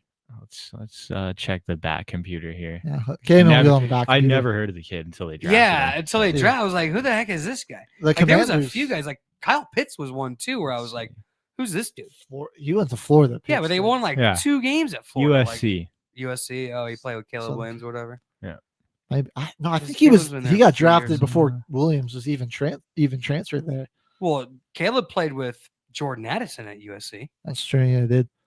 You know, and Jordan Addison's been in the league longer than I think Drake. they might have been the same, Same draft year? class. I'm not Checking sure. checking the back computer. Because The I'm just wondering. roster. Yeah, I'm like, there's in always 20. They're like, very they were very like similar Trevon times. Walker was the number 1 pick to the Jack. I never watched that kid play a down in college football, and I watch 10 times more college than I do NFL. It looks like he played with potentially Jackson Dart before transferring to Interesting. Ole No Miss. kidding. All right, Okay. well, there you go. Yeah, So tough. it's before Miller Moss even got the Yeah. starting job in 2021. Wild. All right. Yeah, no Caleb Williams in 2021. They had Slovis, Miller Moss, and Jackson Dart. Interesting. USC team. Nobody Yeah, and remembers. Jackson Dart is now in Ole Miss, and Mm-hmm. Slovis is the offensive coordinator for like the Houston Texans. Yeah. Or no, Yeah. it's Bobby Slovic. Oh yeah. Yeah. Back to the NFL recap. Bengals finally score 30 points. They score 37 and their defense doesn't Needed choke it that. away. They get a Yeah. 10-point win, Yeah. 37-20. Commanders has a 17-point lead, nearly choked it away to the Yeah. Saints. Yeah. Should have lost. Yeah.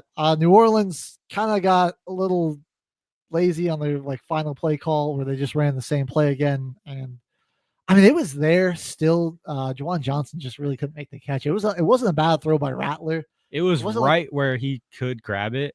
Yeah. It was just a really hard catch. Yeah, Juwan Johnson, unfortunately, was not able to snare it. Commanders I love us going for the win, survive. though. That was a team decision. Yeah, It wasn't like nobody wanted to go for it. Everybody's like, we're winning the game right now. when they're going to lose. I like yeah. that.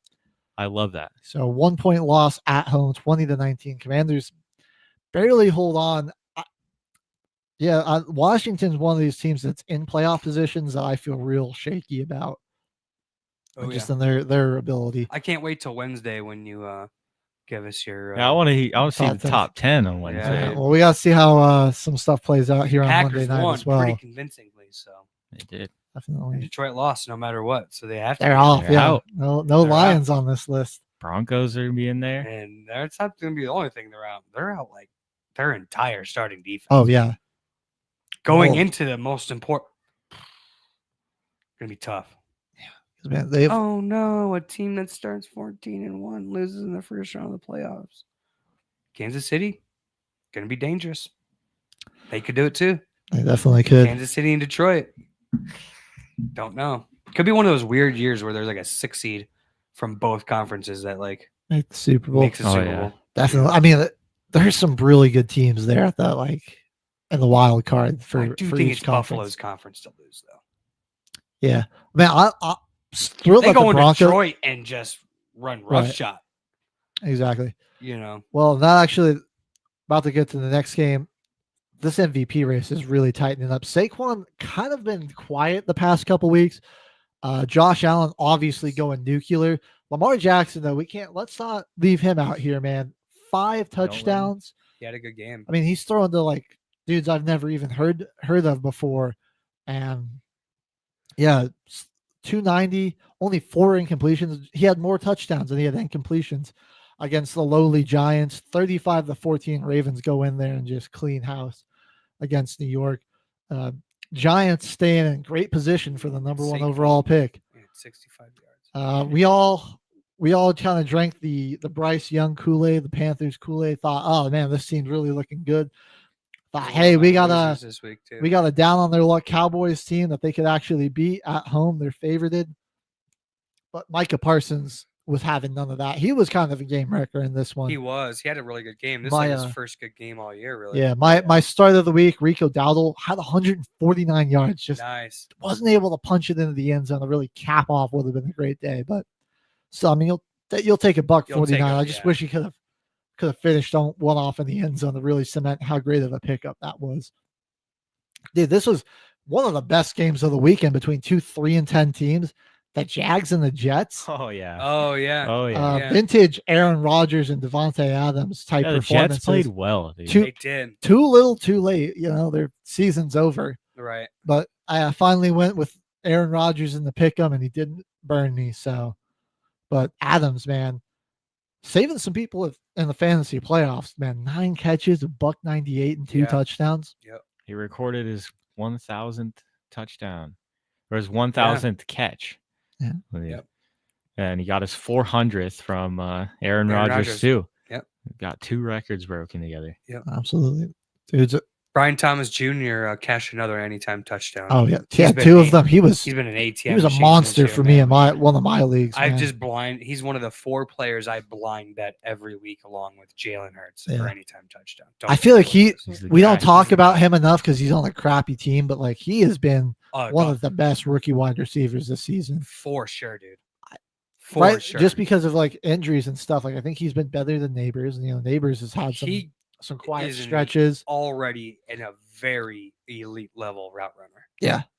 And like you see like the separation he gets, like how many of his touchdowns is just like him running by himself. Right. Like he's got like 10 yards of cushion from the next closest guy. He's kind of a slender kid. So you're like, all right, well, I'll be able to press up on dude. He will run right through you. Yeah. If you try to press him. They're strong wide receiver. And then he just stacks you and then like slows you down and then speeds you up. Yeah. Within the route combo. I'm like, wow, this guy's like he pieced up Sauce Gardner. He really did. Yeah. Like he made him touch earth once. He didn't get the ball, but he gave him like a little stop and go, and he gave him like a little move to the outside, and it was like he was on glass, dude. And I was like, yeah, you can't teach like, man, if that Jags team can like figure out ways to be more competent on offense. Put that kid in bubble wrap and just don't let him get hurt. Yeah, exactly. Because you're going to pair him with a little bit of Travis Hunter if you get Travis Hunter if you're Jacksonville. Cooking. Have a guy like Christian Kirk working out of the slot. I like Kirk as a slot wide receiver, but they've been playing him like on the outside because they don't have a ton of options there. Yeah, that could be something fierce.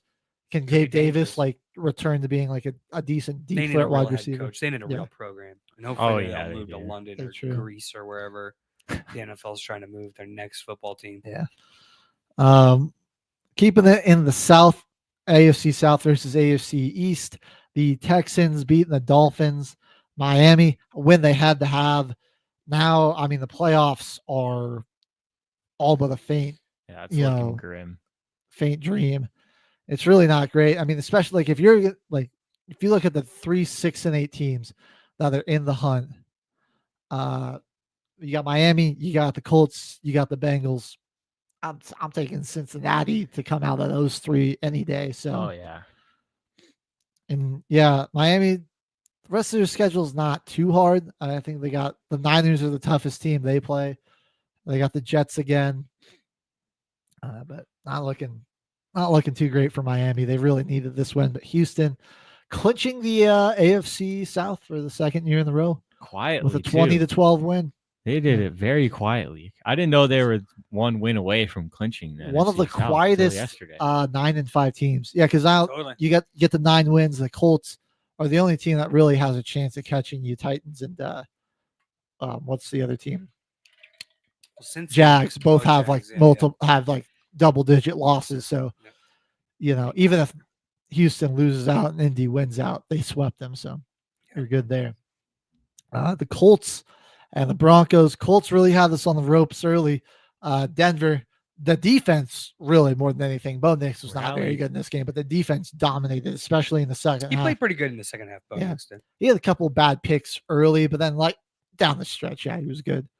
He had a bad pick in the first half where he overthrew it, and then just two kind of telegraphed throws on corner routes and that type of stuff that I didn't really like. But Nick Bonito, another pick six for this guy. Pat Surtain picks up his 4th interception of the year. Brandon Jones comes away with one. We end up closing out. Rushing. That's kind of crazy. Yeah. Running game wasn't too great there. We ended up 21 points in the fourth quarter, 31-13 victory over the Colts. The Bills, as we were talking about, go into Detroit, hang 48 on them. And it's the huge problem with Detroit. Their defense is just paper thin. I mean, they have been decimated on that side of the ball with injuries. As we mentioned, Jared Goff, man, 494 and 5 touchdowns. He scored 42 points that game, and wasn't enough as the Bills go in there and put 48 up.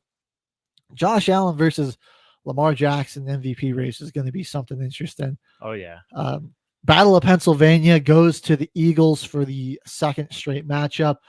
A lot of concerns about the Eagles' drop back passing game, and that, A.J. Brown and Jalen Hurts, was there a little bit of a lover spat there. I think that all got put to rest. Hurts, 25 of 32, 292 touchdowns. A.J. Brown, 8 receptions for $110 and 1 touchdown. Actually, Saquon, I gave him way too many yards. I'm just looking at the box score now. He only had 65 rushing yards there. He does set himself back for taking on the. It's just been real quiet couple past weeks, and then you have Lamar Jackson and Josh Allen just both exploding and on their stats. So it's not great for Philly's kind of getting ran through with the media, man. Like they're getting torn apart. Getting torn. Like they're really letting the fans. Okay, enough running. We need to see some of that passing game, and you see AJ Brown get the ball early and often. And then so now today it's they're going to throw the ball a lot, which they did. And that's a good Steelers. Well, how come we didn't run? We got to, keep it. It's like you can't, if you're going to let your fans run your team, Philly, that's going to be dangerous to going into the playoffs. And you think, definitely. I think they're doing a good job. Which one are we going to do now? I think they're doing a good job of ignoring it. They just went out there and did what they had to win. Because even the running game wasn't working. Was freaking. They had that dude's head on a freaking pike. He's been to a Super Bowl and he's already on the hot seat. Yeah. Last year, arguably enough, it was a really bad downfall that they had. They were 10-1, and they just lose out. Look, out of the playoffs. The Steelers have a great front seven too. So I mean, if you're Eagles, they're really strong at all levels. It's just if you're gonna have to try to beat the Steelers one way or the other, passing it's probably going to be a better option. That second half. The Steelers only had 2 possessions, and one of them was a punt, and one of them was a fumble. Yeah. Oh, they had 24 minutes of time of possession in the second half. Mm-hmm. Philly held that ball forever. Yeah. Their last drive was 9 minutes, dude. I think right now they're the team to beat in the NFC. I think so, man. I think so. That game, the Lions, that game really flipped when. Right now, Bucks versus Lions. Who you got as a favorite? I mean, I'm going with Tampa just because I think Baker might throw for 500 yards against that secondary. Yeah, with just how and when Tampa Bay's defense is playing, I mean, they bend but don't break, and they don't give up a lot of points. No David Montgomery, and they've stopped the run very well. That's actually the next thing we'll get to. They shut the Chargers out in the second half while they scored 27 points of their own to win 40-17. Went into LA, blew them out. I mean, they're getting help. Obviously Godwin's going to be out. Sabrina Baker, the touchdown maker. That's what we needed. Say, Baker is Mike just Evans balling out. Is a dog, dude. He was on one. He's the reason I might lose in fantasy in another league because this man goes for 9 catches, $159 and 2 touchdowns against me. And I'm like, oh my goodness. They got the NFC South. The 1-2 combo of Bucky Irving and Rashad White too. I mean, it's a dangerous team. Dude. Both of those guys can run in between the tackles. They can run outside. They're both elite pass catching backs, in my opinion. Yeah. Baker Mayfield there. really underrated defense too. It was a unit that struggled a lot at the beginning of the year, but they're playing some of the best They football turned it around. out of any defensive unit in the league. There, you got a monster in the middle that makes it hard to run up in between the tackles. Of Vita Vea, I like that Troyan Shoyinka, however you say his name, as a pass rusher and just a player there on the edge. Antoine Winfield Jr.'s back there. Jamal Dean, the other really good safety. Zion McCollum, he's a young corner that's really starting to emerge as an impressive player. Like right now, Bucks, Lions, even in Detroit. Honestly, I'm taking would run roughshod over the Detroit Lions. I'm taking the Bucks over like a lot of teams in the NFC right now. Me too, including my team. Yeah, I take the Bucks over the Packers. Dude, like they in a went neutral wherever, put the game on the moon. Bucks. They went on a bit of a losing streak where the defense was still a little banged up. Baker was like, he didn't even have like his rookie wide receiver to throw to. Like Jalen McMillan was even hurt. Everyone got injured. Cade Otton was the number one wide receiver at tight end. Could it be a Packers-Tampa NFC Championship game? It really could be, man. It could, dude. Because if we get the 5th seed, we're going to play the NFC. We're going to play the Rams, though. Because they're going to be the worst. I think Tampa will have a better division record than most definitely than the West. So the 5 seed will play that Western. I mean, Tampa's schedule as a 4 seed ain't that's a pretty good. We've beaten all those teams, so it's like as a Packer fan, give me the West as a 5 seed, dude. Tampa's schedule is not real tough to finish out the year either. So like you got the Cowboys. Might be a 3 seed. The Cowboys might be kind of difficult. They're starting to look a little bit better. Parsons is back and healthy. That we'll see. But Tampa's offensive line is sick. The Bears to beat Minnesota tonight. Then you've got the Cowboys, Panthers, Saints for Tampa. I mean, you went out there. The NFC West. I mean, like the top 3 teams all have to play each other at least. Yeah, they have to play at least 2 of the top 3 at least once, and it's like all of those teams have at least one more division game. I think at least both one. The Seahawks and the Rams both have 2. So that, I mean, you're going to drop some. I think you're dropping back to the 4 seed, whoever wins the West. Yep. Tampa can cruise to a good 11-6 record. 2 seed, probably looking at. Yeah. Yeah, I mean, Nate. Depends with how Detroit looks down the stretch with Philly. Tampa's because they're still battling for the 1st seed, right? Philly and Detroit. Yeah, and they're the only 2 teams that can win. Yeah, it's a lot closer now with the loss. The Lions have it just via some sort of tiebreaker. Probably better division record. I think so. I think that's what it is. Yeah. Maybe like more points for. Oh yeah. That type of thing. Yeah. So they have it just versus that, but yeah. The Lions, like again, they're another team where it's like they have a couple of division games they're both right? tied with 2 losses. So are the Minnesota Vikings, bro. The Lions to end out their season. The Bears, that's probably a win. So then you got a trap game on Monday night in Santa Clara, California. You got to play the Niners, a team that's just looking to play spoiler, and then the Vikings. That's tougher stretch. You definitely don't want to be the Lions. I mean that's a real brutal stretch to end the year. Bears, Seahawks, Packers, really Lions. I need the and then if please, like, football guys. I don't say much about bad things about the Chicago Bears. I don't say very many bad things, do I? Not that bad.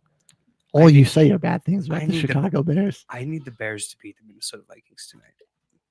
I hate this. I don't think it's going to happen, Jimmy. Yeah, I don't think so. What about the Seahawks in Seattle to beat the Vikings? Maybe they could. Well, honestly, maybe not. I'm just looking at the way the Packers. I need 1 loss before the Packers game so they can end with 4 losses as well. I look at the way the Packers front manhandled Seattle's offensive line, and it's like, man, when you can pressure the quarterback, like Seattle's team, they just kind of fall apart as a team. That's their glaring weakness. Is like their offensive line. But does Minnesota have that? Like, I mean, they've got. I don't know who. I can't name one pass rusher over there. Jonathan Grenard. Isn't he out? No, he's still in. So. He's still in. Yeah. It's kind of funny. He's all right. I guess I just. It's like they got 2 guys from Houston or they got 1 guy from Houston and like another like rookie of their own.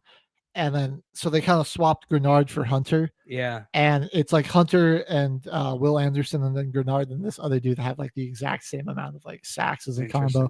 It's kind of weird. I was going to say the Eagles, their path to the 1 seed looking much more favorable. Can make it. In Can do it. In Washington to play the Commanders, that's their toughest game. That's Cowboys Giants. Oh yeah. I mean, the Eagles are much better Yeah. team, much better than both of those Yeah. teams. So versus, you know, their hardest game is the Commanders. yeah, Honestly, And their they- hardest game is probably more likely the Cowboys. yeah. I don't know, like the Commanders, they have a lot of holes on that team. Where like It's such a young team. it is, yeah, Like and that the offensive line, like if you're not able to really run the ball really well, and Daniels has to drop back a lot, and you can just tee off on him, it's like that offense kind of grinds to a halt there. makes And the game a lot defensively, harder. they're a little suspect. I know they've got Marshawn Latimer there. The secondary is all right, but it's really like they can get gashed up the middle of running in. That's where, I mean, we saw that last time they played. There's like Saquon just slaughtered them Oh yeah. up the middle there. Interesting, man. There's Yeah. 7 teams with double-digit wins. 4 of them are in the NFC, and 3 out of the 4 teams in the NFC with double-digit wins are all from the same division. NFC North, baby. On top. The Packers have lost 1 game outside of our division, and that was to the Philadelphia Eagles. And that was it. And the rest is in our division with the Vikings and Lions. Oh my. I think that's That's insane, dude. the Vikings. Their one loss outside the division was the Rams, Yeah. and they were, and that was a game where they're like, man, they kind of got screwed. Where like a missed face mask call results in the safety, and all of a sudden you go from being down 8 and with the ball and a chance to drive down and Yeah. tie it up to you're down 10, and you got to punt the ball to the Yeah. Rams. Like Tough. real tough. Then their other loss was to Detroit, and Yeah. that was they were playing them pretty close there. That was a good game. I think Cardinals, they have one more game, don't they? the Vikings, that's how they end the season. It's Uh-huh. going to be Vikings Lions. That's a doozy to end the year, man. That is a Yep. If the Lions stumble again, I mean, that could potentially be for the division. If the could. Vikings win out and the Lions win out, That's true, man. like holy crap, Wow. that's going to be what a doozy. fall from grace, Detroit. Oh, yeah. We're 11-1, guys. Well, I mean, is it really like the Vikings have been on On their fire. tail all year? right. This should be a rebuild year for them. And Sam the Vikings, Darnold? right? Exactly. Sam freaking Darnold. Coming That's in, why I call them paper MVP. Vikings, man. Like both those teams to me, I'm like, bro, like MVP candidate Sam Darnold, though. I'm not even. He's probably not going to win it, but like, I mean, come on. He should Yeah. at least get some votes. That's all I'm saying. people were saying that about Kirk Cousins too when he threw 5,000 yards, 40 touchdowns. It's like, it's all system and it's too gimmicky for me to buy into. I don't know. They always need something. There's always something that weird happens, or they're getting a team off an injury. Their schedule really hasn't been all that tough. Then they're going to play in a playoff game and they'll lose. Well, the Vikings, they'll blame somebody else or something, or If you- it's somebody else's fault. Just looking historically, you I know. think there is not one franchise that's worse at playoff choking than the Minnesota Vikings. They're up there, dude. They have to be They're definitely up undoubtedly. there. They're at least a top 3 team when it comes to playoff meltdowns. I mean, dating all the way Right. back to the beginning of the Super Bowl era, Yeah. they have just had some historic collapses. Yeah, for sure. Remember that 14? They should have played the Yeah. John Elway Broncos in '98, and instead they choked it to the Falcons. Yeah. We got robbed out of what could have been one of the best Super Bowls of all time. Like 2 elite True that. offenses. True It that. was what was his face? Was it Culpepper that was a QB for that team? Dante Culpepper and like a Randy Moss and Chris Carter, and Chris Carter versus John Elway with Shannon Sharp. John Randall at pass rusher with this dude named Christian Gregory, Yeah. Rod Smith, Rod Terrell Smith. Davis, Ed McCaffrey. Like, oh my The God. two teams are stacked. Dude, Yeah. That would have Coulda- been great. Falcons season. Fireworks. Falcons beat many. Packers beat Falcons. Packers play Denver Broncos in the Super Bowl, and we lose thanks to Brett Favre. Yep. No big deal. And then the Falcons, they got to Denver. They That came was the like their next year. first. That was like their first With- Super Bowl I think they'd it was ever like been Michael to. Vick. Was that Michael Vick's rookie year? I don't think it Oh. was it. I don't know if it was his rookie year. Was he? I don't think he was there then. I can't even it was such an 'Cause it was uncompetitive game. Like 99. the yeah, the they had Broncos. The Dirty Bird. They were doing the Dirty Bird back Yeah, then. like and it was like the Falcons were like they were so in shock and awe, like, oh my God, our first ever Super Bowl. And the Broncos like And Elway, We're like gonna- he's yeah, like, we've been here a we've million been- times. Like yeah. we're trying to win this Yeah, again. Like we're this gonna is kick the crap out of you. yeah. Like then they beat the snot out of them. Yeah. So Yep, I remember that. well, You guys go going back to I'm that. going to the NFC West here. Cardinals picked up a big win to get off the 2-game skid. They yeah. barely won that game too. I mean, 30-17, they were in control. I firmly saw the whole that time. game. I thought I saw that game. I wouldn't say pretty they close. barely won that. I think they were in firm control of it the entire I time. thought that game was close when I first looked at it. I mean, not really. But their remaining schedule: No, yeah, Panthers, they pretty much won, Rams, ran away with it. 49ers. Yeah. Not looking good for them, even with this win. I really think this is the Rams division to lose here. It really Yeah. is. And that pick that we made before later, like one of our first shows together, I picked the Rams to win that division. It's true. I had the Niners. Boy, was that wrong. I They're only gonna be went out like because last. of injuries. Forgotten It's my always pick. tough. Like Yeah. all those years, those games add up, man. That's It's like fair. playing See an if I extra still got it written season. down. Yeah, You know, you all just together. Ayuk came back and it was like, man, like this seems like pretty much the same team. But then they just got hit with the injury bug. You were smart to call that there. But wow. Yeah, they're the. I mean, 4 this is a seed team right now. Tampa's the 3 seed. Philly's 2. Started Packers are 6. like 2-4, and since Oh, then, man, right now Packers they've would be been going to 6-2. Tampa to play in the playoffs first round. so I'm Good looking at the luck. Rams' remaining schedule: Jets at home against the Cardinals, at home against the Seahawks. I think the Rams go 3-0 in that stretch. That team is looking really good. You saw that game turn ugly and the weather, and their defense won that for them. And Yeah. dude, what a combo Jared Verse and Braden Fisk have been. Bringing those two guys from Florida State to LA. I mean, they're the team's 2 leading sack getters. Yep. There's some special players right there. And then, Cooper Kupp obviously was really quiet in this one, but it was just a quiet offensive game. But I mean, when the weather's good, Puka Nacua and Cooper Kupp are kind of unstoppable together. Kyron Williams, and I'm worried about Kyron's wear because like this is another game where like 29 carries. Like oh my goodness, he's taken a lot of carries this season. But even still, I like just get Corum the ball a little bit more. Should help. And Blake Corum looks really solid there too. I mean, they might have a really good 1-2 combo in the backfield. But I think these are very, very winnable games for the Rams. I think they're better on paper than, obviously the Jets are better than them. Much better than the Cardinals. Looking to act some revenge. Arizona kind of like got one on them in week 2 and blew them out. Yeah. So I think that's definitely going to be at the back of their mind. And then you already went into Seattle and handled the Seahawks. So I don't think that'll be too big of a problem for them when they host them at LA.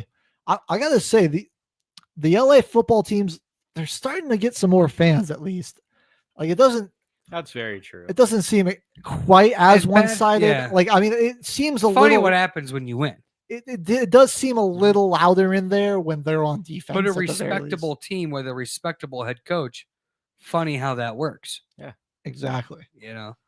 Like the Field of Dreams line. If you build it, they will come. Mhm. It's not difficult. I mean, the Rams won a Super Bowl and they were like, Yeah. and that season they had absolutely no Like they had no home field advantage. Yeah, it was. They that just was played one the of those Super things. Bowl at home. That was it. Yeah. That was it. That was it. I'm liking I think the Rams It was- finished the season. I out do remember in 3-0. that Super Bowl where they played it at home, they were in the visitors' locker room because whatchamajigger was the higher seed. Oh, the Oh, Bengals. the Yeah, they were Bengals. technically the home team. Yep. Because they wore the blacks and the Rams wore the white jerseys. Yep. They were like, it's the weirdest thing. And like Aaron Donald, like he told like, you're not allowed to use my locker. And nobody was allowed to use his locker.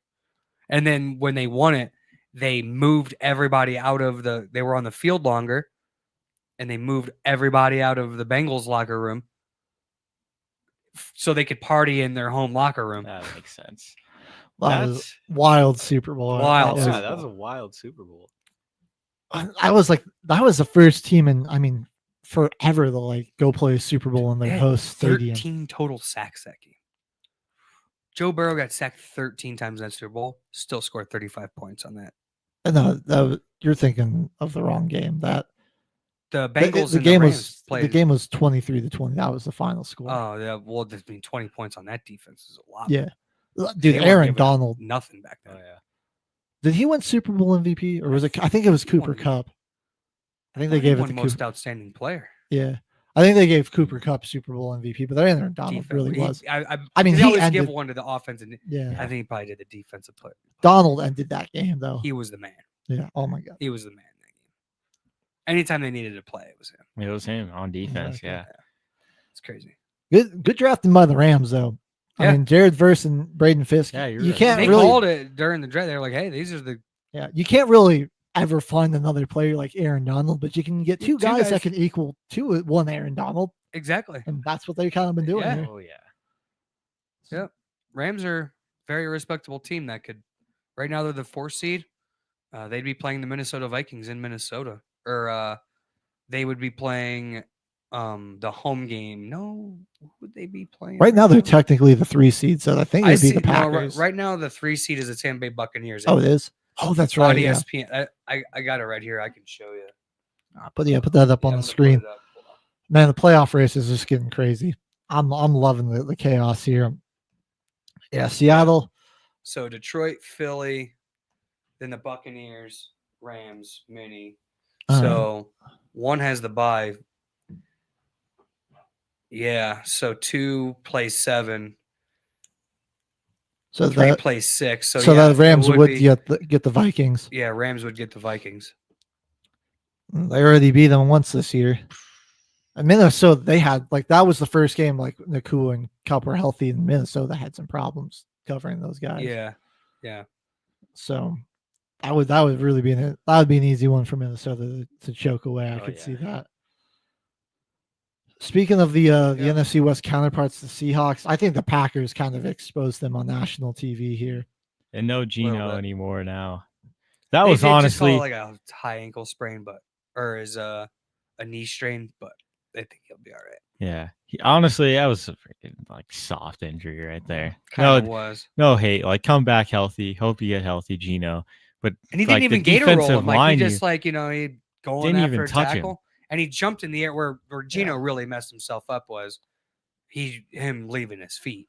I don't like Geno Smith not having a lot of the mobility behind that offensive line. no, though. you're not my wrong there, man. that's you saw You're like not that wrong there. Packers front just abused We Seattle. were kind of teeing O-line off abused there him. whenever we wanted to in that second Exactly. half. And then If Howell Seattle just can't got run the ball- thrown to the Wolves, man, If Seattle can't run the ball and keep that pass rush at bay, they're just they're gonna they get teed off. the Packers came out and they went down. They got up by 14 points early and took away the threat of the Yeah. run very early, and then it was just No Jair Alexander, and I was really worried about my 7th round rookie Carrington Valentine that dude's been a beast. covering DK Metcalf. he Had had him him. in solitary confinement. I think DK Metcalf only had 3 catches for 30 yards. Let's check here. 3 was- catches for 28 yards. Yeah. Yeah. Body bagged him, dude. And I Lockdown. Sealed talking him up. crap, had a pick. Dude, he played that. Watch Carrington Valentine's pick, man. He was covering Jackson Smith at Jigba, came off the coverage, dropped back into the red zone, and made the interception in front of Lockett. He covered 2 Dang. guys on one route because he was covering underneath the JSN. It was knew it was going levels over his head. concept kind of Levels thing. and he came off, he dropped back in his coverage, full Geno Smith, threw it right to him because he thought he had Lockett in the end zone with the safety playing over the top. I'm just going to fit it in where I've been throwing it Yeah. the whole game. He comes off his coverage, makes the interception. Absolute play on the stud. ball right there. 7th round cornerback, dude. Heck yeah. Dude, and Made Edrin, that pit. Made that Edrin Cooper, this guy. Dude. Where did you guys find this dude? I mean, he was Shout out balling Texas. out Shout under out the light. Texas A&M, dude. 2nd round player for rookie, 2nd round player. We've never had this at linebacker my entire Oh life. yeah. 7 He's total solid. tackles. He got a sack, 2 TFLs, and a pick. I mean, this guy was Everywhere. destroying. Hasn't played the last 3 games due to a hamstring injury. Completely Came blew up the back. Seattle Seahawks game plan. Yeah. Came back It full was a strength. beast. It's gonna be, and he was at practice this last week too, and they were like, hey, getting ready to play our Thursday game leading up into that Detroit game. Oh It yeah. was like, he could play, but we really want to make sure he can be 100% and not have a pitch count, LaFleur was saying.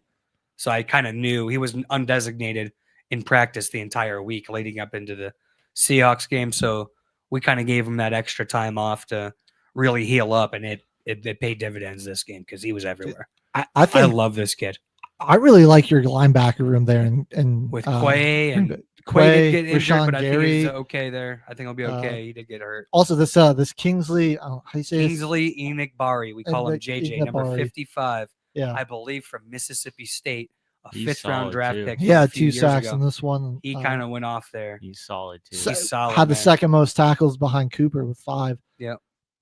Yeah, you guys you have great depth at the linebacker position. okay. They're guys that can like stop the run and rush the passer. Yeah. And then like they're like definitely like Quay. I think Cooper. Those guys are more better about covering. They can do all the And combo coverage, yeah. coverages that you want. Who's going to stay? Who's going to go? Who's But- going to drop out? You know, Yeah. who's going to stop the run, play underneath? The way the backups in the secondary have answered for the Packers too. We're getting healthy at the right time. Oh, yeah. exactly. You know, Definitely, we battled our injuries to start the year with Jordan Love and Jair Alexander. Edrin Cooper missed a bunch. Obviously, Romeo Dobbs has missed 5 games. You know, the one constant guy so far, knock on wood, hope he stays healthy all year, is Josh Jacobs really on our. We've lost our center, left tackle, right guard, all these guys. 5 starters on defense multiple weeks in a row. Detroit Lions game, we only had 4 other than Rashawn Gary and Kenny Clark. Quay, Edrin Cooper, Jair Alexander, McKinney, all those guys were out. You know what I mean? So we've battled our injuries early, kind of coming into the late part of the season. Starting to get healthy. Getting healthy at the right time. That's man. when you want that. You want to get hurt early. I'm excited. I'm excited to see Get healthy late. what kind of role we can get into here, man. Definitely. And that leads me pretty well into my segment of the week, Let's hear it. putting in Who's work. putting in work, bro. Packers. This guy Dude. also back up Keyshawn Nixon, dude. Dude. This guy at the nickel. Dude, that Last thing, he return blew up. specialist. Right. He blew up 3 or 4 screen passes to Jackson Smith last night. Yeah. Really solid coming in as Had a nickel pick guy. last week. Had an interception last week. And the kick return is really what I was going to highlight here. He's in the top 5 for total kick return yards on the season. He's only returned 14. And They don't kick every single return has gone 20 plus yards. Oh, The I- 14 that he has I love returned. He's been He's all pro the electric. last 2 years. He's electric with the ball in his hands. Yeah. average of he's- about 30 yards. A Yeah. He's return. up there on like the level of like Cavante Turpin and just terms like Turpin, you yeah. do not Yep. want this dude with the If ball. you get Right. yeah, it's Turpin been fun, leading man. in I mean, we're those gonna kick return see. yards. It's really what the Packers are Achilles heel. We're a young team. You get all these injuries when you're a young team. Who's playing? Who's not? We haven't even had Javon Bullard too. He's been injured.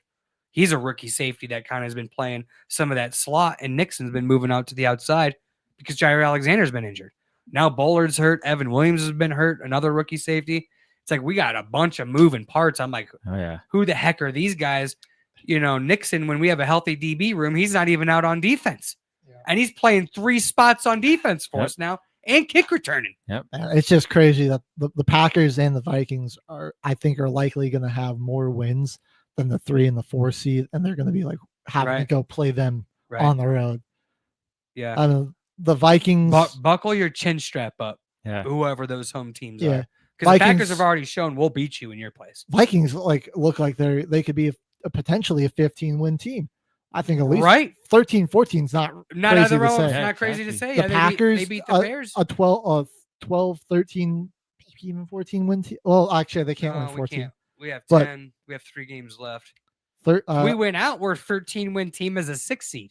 right. It's insane. As a insane. 6 seed. A 13-win team right now in the AFC would be, tied for number 1 in the Number 1 in the AFC. AFC. It's like I'm looking at the Vikings' remaining schedule. Take care of business against the Bears. They have a tough stretch, so that's where I'm like, Yeah, maybe dude. it's Seahawks, Packers, Lions. That's why I really like the NFC this year, is because a lot of different narratives you can spin on how this playoffs is going to go. When like as far as the AFC goes, it's like, well, who's going to beat the Chiefs this year with their voodoo magic? And it's always Exactly. kind of been the same. It's like, who's going to beat the Chiefs? I really like the Bill. I mean, you just look at who the best team in the AFC is right now. Sure, the Chiefs are 13-1. Chiefs have the best record. The Bills are the best. Yeah. Like, I don't think that's let's be for real. The Chiefs haven't even scored 30 points in a game this season. Yeah, you can't really Like they're do one that of in the 4 teams to do postseason. that. at some point, like even if you're like we make the jokes about the dark magic and whatever, like throw that away, like pretend we don't even joke about that. Like you have to just look at it and be like, they're getting lucky too. Yeah. Like at the very least, they're extremely, extremely lucky. Yeah. But luck runs out. Right. And when is there's only so many dump offs for 3 yards that turn into 50-yard gains that you can do. Yep. Exactly. That's been the narrative. I mean, really. like just who's gonna beat them? Yeah. Like Mahomes can't go 19 of 38. They're one of the lowest for first quarter 160 scoring yards teams in the passing. NFL. They're like up there with like the Bears as like the worst scoring first quarter team in football. Like you're not going to have the Browns. You're not going to get to play the Browns turning the ball over six times every week in the playoffs. You know, sure you're going to get a first round bye, but then like who's a team that could come out of that? Potentially the Ravens, maybe the Broncos. Yeah, good point. Yeah, that's a good point. You know, Very in the playoffs right now, Chiefs first seed, Bills would be a 2 seed. They'd be playing in the first round the Denver Broncos if the playoffs started today. Denver Broncos going up there to Buffalo. I mean, bro. That'd be a crazy buddy. game. I'm not. Bills are on upset alert. We went into Buffalo last year and beat them. Keep that in mind. Yeah.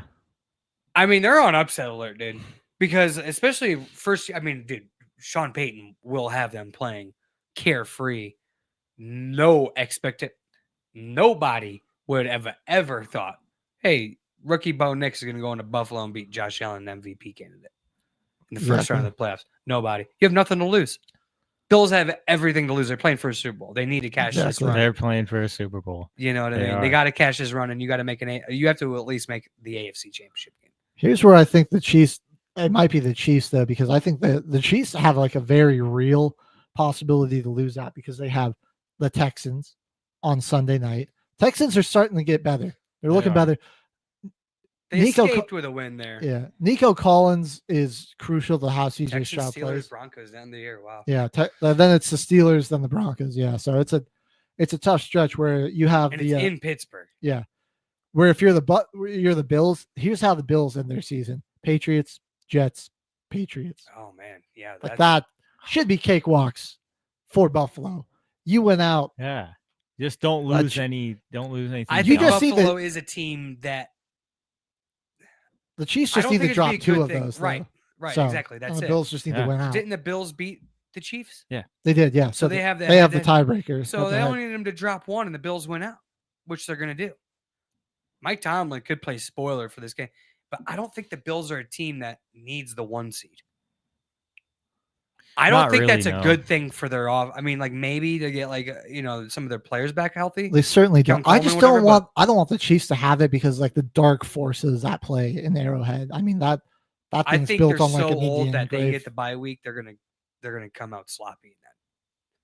You give an old team like that a week extra rest. It's sort of like all the arthritis sets in. That's true. There's just I've seen it. It always had Tom Brady lost to the Tennessee Titans. They had the that was like what that was a very fraudulent Patriots team. They went like I think Kansas City's just as fraudulent. Very much exactly. So. I mean, it's just an angle that I pay attention to. I'm not putting any stock in it. I'm just saying I think the Bills as a 1 seed for sure, but like the Chiefs, if they were a 2 seed, there's no freaking way that they're making it. They're out immediately. Yep. Yeah, and I do want to just point out the Broncos have a very tough stretch to end the season. But there is a possibility of them even being the 5 seed because if you look, the Ravens were just behind them. I think we're both 9-5, so they have the head-to-head over us. But the Ravens got like the Steelers, Texans, and Browns to end out, so they drop one of those games. That's true because you guys have Chargers, Bengals, Chiefs are your last. Dude, and like the Texans got to play the Ravens on Christmas, which is 4 days. 4 days later from when the Ravens last play. I think both teams are playing on the 21st, not the 22nd. Steelers to end the season. Oh, so it'll be a super, super short week if they're playing on. Oh man, dude, yeah, like it's essentially like Ravens, a Thursday Chiefs, night and game. Bengals to end the year. That's not easy. No. Those are going to be some rock fights, dude. No matter how you cut that Chiefs game up. Yeah. There's a lot of tough teams to beat right now in the AFC. That's a good observation, HG. I didn't think about the Broncos being the 5th seed. Because they jumped the Chargers. Right, they jumped the Chargers. We beat the Chargers on Thursday night. I mean, I think that we pretty much keep them at bay from taking the 6th seed from us, Right. Wait. Let me go to the playoff picture real quick. Yeah, if you jump the Ravens for the 5th seed, dude, you'd be playing Houston and Houston. I mean, good luck. Right. Like, I think that could be good. I think that's you put very favorable match. Pat Surtain's healthy. You put him on Nico Collins. You get Riley Moss back. Like it. Nick Bonino, man. I mean, that Texans defensive line. Have no offensive line either. It's been Broncos sketchy are all be year. Teeing off with how much they blitz. Yeah, that could get Shout real out sketchy. Vance Joseph, dude. The Denver Broncos fans crushed that guy as head coach. Coming in clutch. Broncos were smart. Bears were not. They moved their beleaguered head coach to defensive coordinator and have just kept it moving. How you doing? Keep it moving, boys. He's one of those guys, like an exceptional coordinator at the position he excels at. Yeah. Not a very good head coach. We've seen that with guys like Wade Phillips, Vic Fangio. Yeah. Like those guys haven't been great head coaches, but they're insane good defensive coordinators. Yeah. Like you put them, you leave them just in charge of the defense. Boy, are they humming along. I mean, like the defense won us that game. Oh, dude, yeah. Broncos go to Houston. Oh yeah, that's a win. There's a lot of tough matchups here for these AFC teams. And next up here on putting in work, these ups to our next player. That's going to be Budda Baker. Cardinals are kind of out of it, but this guy second in amongst tacklers in the NFL right now. So he really comes in that safety position. He can play in the box. He's really good run stopper. One of the bright spots of this team. Oh, definitely. It's him and that guy. Sean Murphy-Bunting. That's basically. Yeah. Sean Murphy-Bunting and that linebacker. Kaiser White. I like those three guys are kind of rallying the troops on the defense because they've had some good games, the Cardinals, and it's really, when you look at it, a lot of their time is their defense has really been leading. They really have. Because they're able to blitz a lot and just like they're really effective when they can just blitz the crap out of everybody. But teams that are able to counter that blitz, the defense kind of falls apart. That's like that's why I had like some aspirations about the Cardinals, because I'm like, this defense can be sick. They can generate a lot of turnovers and be disruptive, but if they're not able to just blitz the crap out of you, it kind of falls apart. Yeah. And their run game seemed to be getting stopped in the last few games. They're another one of those teams that can't run the football. Everything kind of grinds to a halt for them. And they came out early in the season. They were like, we're running 13 personnel on you. We're going to run the ball, even though we have Kyler Murray and Marvin Harrison Jr. They were looking to run the football. We got to have a special shout out, Caveman. Who's that? Putting in work. Trey McBride.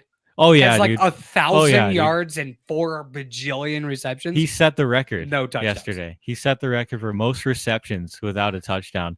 That's another one I should have put on there. Trey McBride putting in work all season. Putting in work all season.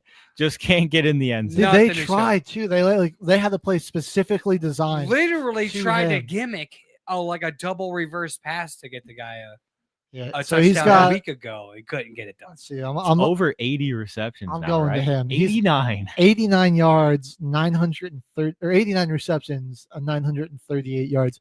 The man's averaging 10.5 yards reception. Too. Yeah, right. No touchdowns. He has a rushing touchdown. I'll say that. CSU Ram too. Shout out CSU Ram. CSU. Trey McBride. Oh yeah, definitely putting in work. Nobody runs a corner out like that, man. Yeah, I'm telling he's you, pretty good. He'll cook you on that all day long. He's pretty good. Give Kyler Murray a little dump off late in the play as he rolls out. Something simple. Like they just got to get him in the end zone. It's wild. Like get him one. No touchdowns, and he's still like one of the better fantasy tight ends because he catches like 8 to 10 balls a game for like 80 to 100 yards. So like he's putting up like 17 to 20 a game without any touchdowns. Could you just imagine if he was getting in the end zone? Get the young man one touchdown, man. Get him one. That should be the Cardinals Super Bowl, is getting Trey McBride the touchdown, because you're probably not making the playoffs. I hate to say there's but it's just not looking good for you with who you got ahead of you. And that leads me to the last player on here, another guy on a team that's not going to make the playoffs. And that is Saints backup running back, Kendre Miller. Forget Jamal Williams. This guy, he was battling some injury earlier in the season. It's his rookie year. And also just Dennis Allen was not really letting the guy play. Like, I understand we got to run the offense through Kamara, but the guy's not getting any younger. We got to have a safety valve up. Yeah. So he's one of those guys too. He's not really the fastest. He's kind of a power back, one of those like angry runners where once he gets going, it's hard to bring him down, but he's not really like first step speed kind of guy. So it's really good when you got a guy like Alvin Kamara, because you can kind of have two-headed monster out of the backfield when your starting running back is already like a three-headed dog. Like, he's receiving, he's going out as a wideout, and he can run the ball. Really, just need a guy that can go as a backup. Just turn around and hand it to. That's it. I like this guy. Rookie out of TCU, got him in the 3rd round. I was pretty high on this guy, even though like you can't just replace Alvin Kamara. Like, you don't just get drafted and think you're gonna be like, you don't just compete for that spot. It takes a lot more than 108 yards in 2 games. I think he's a great compliment to him though too. Yeah, that's why I'm saying he's putting in work. Great compliment to a starter, because not everybody's the number one guy, and you still got to play your role on the team, and that's what this guy does. I like it. You had to run it. You need to have 2 guys back there too. Yeah. You're only good as your backup. But what happened to teams having just a 3rd down back? Their guy comes in on just 3rd and 1, just 3rd and inches to push one forward. That's because every team's just doing push. They kind of eliminated those type of players. But at the same time, still, why not? 3rd and goal back? Yeah. You've been running tush push all game. Like, just go inside zone. Yeah. To a short little chubby guy that's got some speed. And you have an offensive coordinator. I mean, unless you lose him to another team this year. Come on, Coobs. Stay with us, man. I love Coobs, dude. That's my guy. He's the man. I mean, unless somebody gives him a head coaching position or poaches him to be an offensive coordinator somewhere bigger. You know what I mean? Because I think he'd be right. I mean, if the Chicago Bears were half smart, I'm just looking at that. We're lucky a lot of teams are just stupid. I love some of the players. He's 100%. 100%. We're really lucky. Yeah. Because we have pieces that people could just. And then I will say that with the offensive guys that are Joe Brady, Ben Johnson, they have their own. So they're not going to try. You know what I mean? Like, they're not going to need. They're not going to need Coobs because they have their own thing. Unless one of those guys gets poached for a head coaching job, and then they're like, "Well, hey, Clint Kubiak, man." Well, I wouldn't want the hey, Kubiak's smart enough to know good offense, and if you have first year head coaching with your offensive coordinator trying to battle for play calls and who gets what. I'm just saying, like, let's say like Ben Johnson he gets a head coaching job. Do the Lions bring in Kubiak as the new offensive coordinator because they can maybe pay him more money? I think that might be the biggest point. That might be something you want to be worried where about. there's a vacancy and then he exactly like, oh, we lose a great OC to a head coaching position. Well, hey, this guy down in New Orleans, he's pretty creative. Good. And he has the last name Kubiak, proven track record. Yeah. Yep. I mean, hey, we got a very talented offense. Like, let's see what he can drop for us here. NFL front offices, don't listen to us. This is the wrong advice. Don't call in. This is the wrong advice. We're giving. Don't call advice. in just yet, unless you think for sure your offensive coordinator staying. Call in, talk to us, let us know how you're feeling. NFL teams, let us know. But before we move on, boys, can we talk about this NFL accountability summary? These are so dumb, man. The penalties, I'm going to read through just a few of them from week 14. We're finding guys who are playing football. That's what's happening. It's like guys are getting fines for playing football. The 2 most expensive from week 14, Isaiah Pacheco and Rachaad White, both got unnecessary roughness for use of the helmet. Both fined $45,000. Jesus, dude. $45,000. Both of them. Now, next up, third, Geno Stone. Another unnecessary roughness for use of the helmet, $22,511. Oh my gosh! Trey Smith, Chiefs, another use of the helmet, $18,881. This one I don't get. Ikem Okwonu, Panthers, was fined $16,000 for a blindside block. Whatever happened? Like, quarterback's still getting hit on the blind side. Like, if you're just dialed in, like tunnel visioned on a guy with the football, like you're bound to just get blown up by one of his blockers. The job is to block for people, right? Yeah. We're just supposed to let the other team tackle my teammate really quick. Like, I don't understand it. And then the people that are making these decisions that are finding these players were some of the dirtiest players in the history of football. Yeah. Exactly. So it's like, what are we even doing? Yeah. I guess they brought in the experts on the matter. The next two, I don't know. Right. The next two are hip drop tackles. They were both fined $16,883. Jermaine Pratt and Donovan Wilson, 2 hip drop tackles. I did see that Wilson one in that game. That was kind of, yeah. You I know they're trying to, I'm okay with that hip drop tackle, because especially the way that they're calling it. Like if your legs fly out and you wrap a guy up around the hip and the guy falls down, like they're not really calling, you got to like pull the guy when you drop your hip down, you got to pull him over your body. Trying to roll him. Roll like a gator roll, and his legs get trapped underneath you. Yep. I'm okay with him calling it that way. Yeah. And it hasn't, I feel like they've been, knock on wood, it hasn't cost any of these big crazy games. they've been really decent about, just like not calling it, not being super like gun happy or gung ho calling it. And then, reviewing it later and being like, okay. Where like everything was a pass interference 2 years ago. Yeah. Yep. You know what I mean? These and next currently two are with the Kansas City Chiefs, everything's a pass interference, Yeah. But these next two are horrible. So Deion Dawkins was fined $14,069 for his removal of the helmet. This was when there was a minute left in their loss that they had. So they lost in the last week when they lost, there was a minute left in the game, and Deion Dawkins took his helmet off because the game was already over, and he got fined $14,000. While he was on the field? While he was on the field. The game was already over. No play was happening. There's a minute left. The Bills are going to lose the game. He took his helmet off, and they fined him almost $15,000 for it. Doesn't make sense. This next one, really the no fun league. Josh Hines Allen, Jaguars, fined $16,000, roughing the passer body weight. So that's literally, we're not even playing football anymore if you can't put your body weight on people. How else do you tackle somebody? Right. What are we doing? The body this weight guy one, almost lost $20,000 for tackling somebody like a normal human being. All right, man. That's shout out Aaron Rodgers. He broke his collarbone when Anthony Barr landed on him like that, and that's next year. Yeah. Insert any quarterback, just go down the list of 5,000 yard passing seasons. There's a few guys in the modern era on that list. But just insert any quarterback on that 5,000 yard passing list. They might even throw for 6,000 because of how soft it is. Right. They are getting the offense is guaranteed to have like positive possessions based on these penalties. And it doesn't, and I don't see it like getting better either.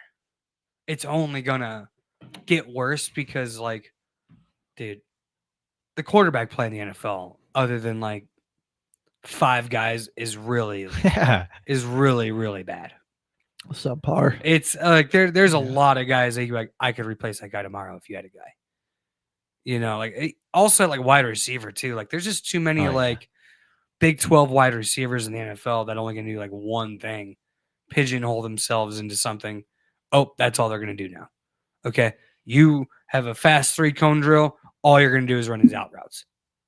You're gonna be our out route guy. You're gonna be our slant guy. You're gonna be our street guy. You're gonna be in the middle of the field for a possession receiver. And then when that gets sort of shut down because the defense is allowed to, they're fast and physical too. Like you're just getting in quarterbacks it's wild to me, dude. It really is. Like, look at Baker Mayfield. Like Geno Smith, like some of these dudes were like ostracized as like bad quarterbacks at one point. And then they get put in the right system and it's like, oh, actually they're not. Yeah. You know what I mean?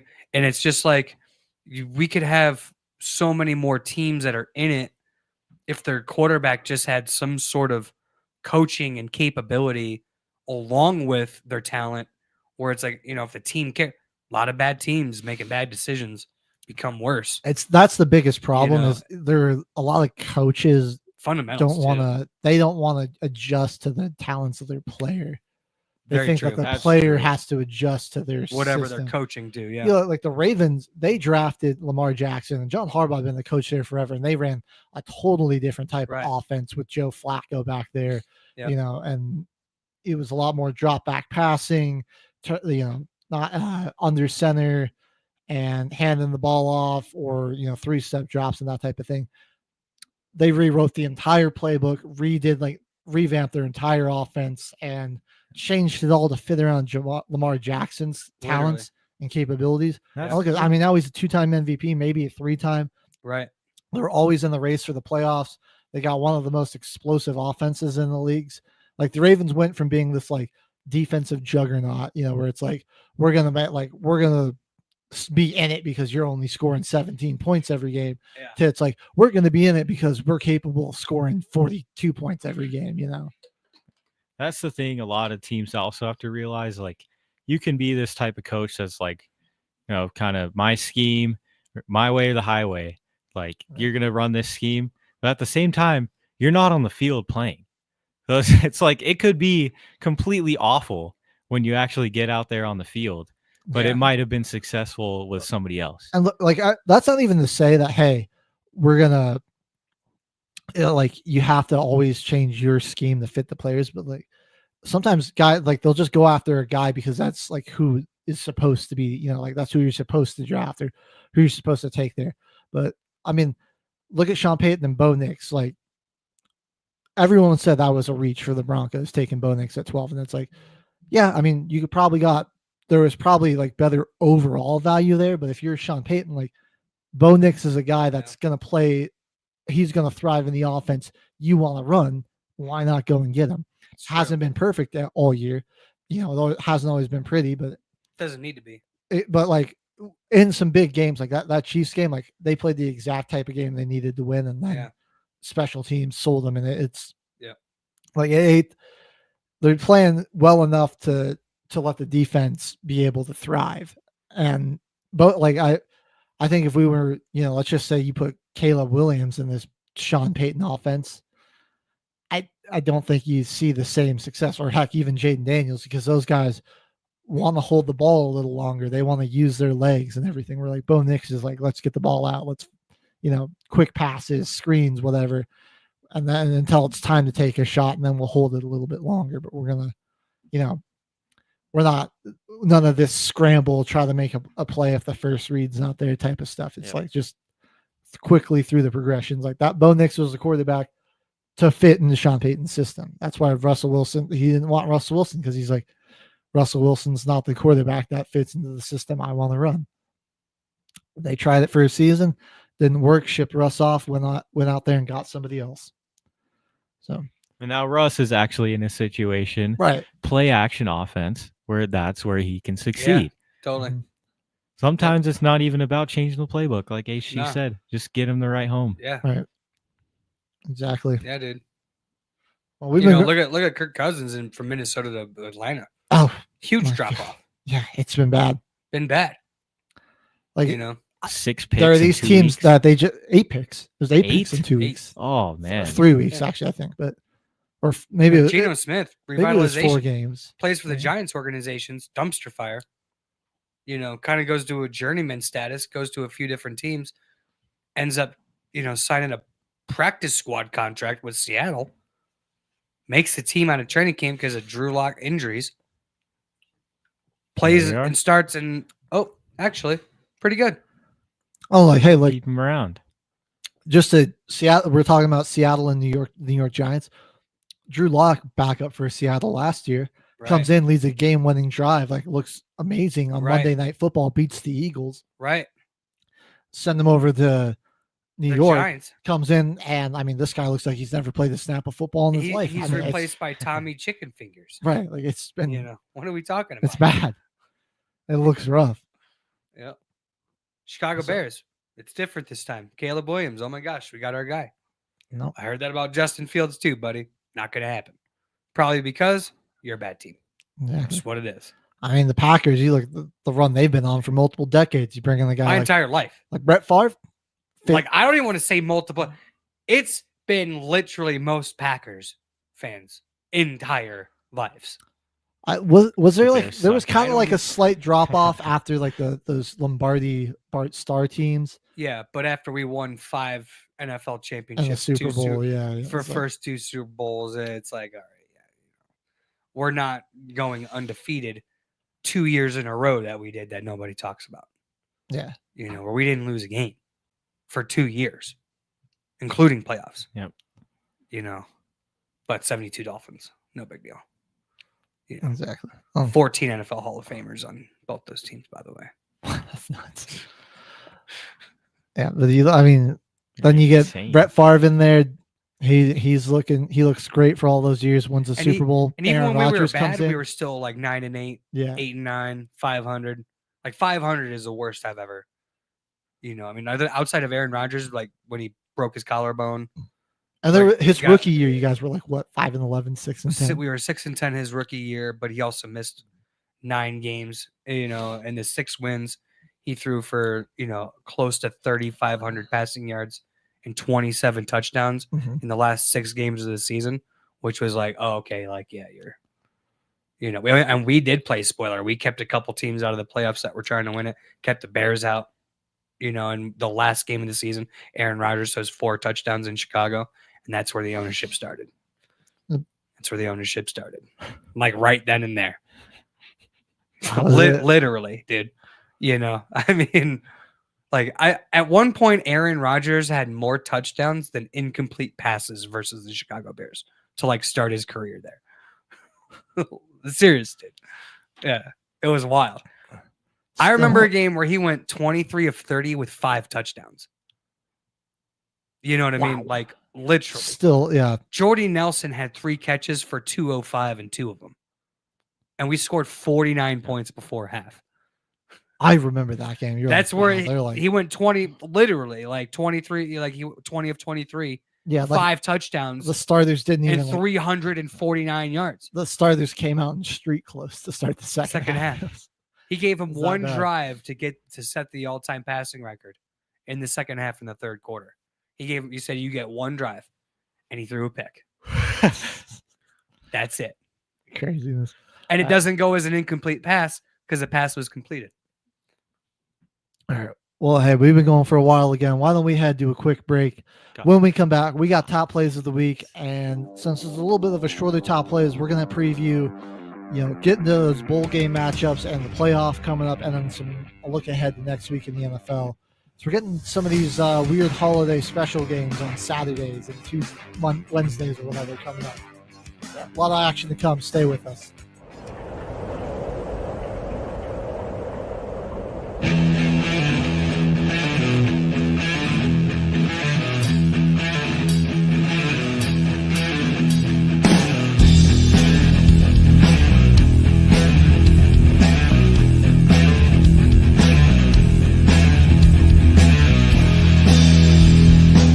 That desert sun, it burns my eyes.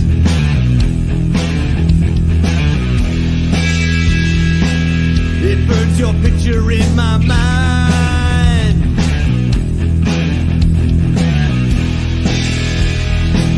It brings the chaos that I find.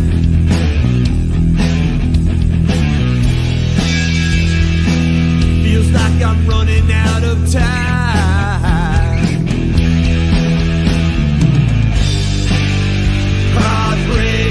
Heartbreaker, you ain't gonna break me down. Heartbreaker, you ain't gonna break me down. Heartbreaker, you ain't gonna break me down.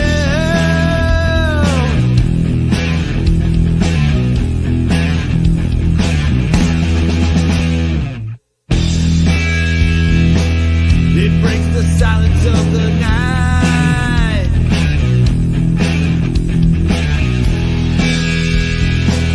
I've got to ride 100 miles.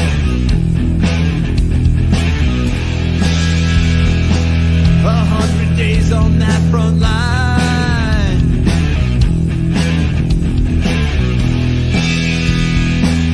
Feels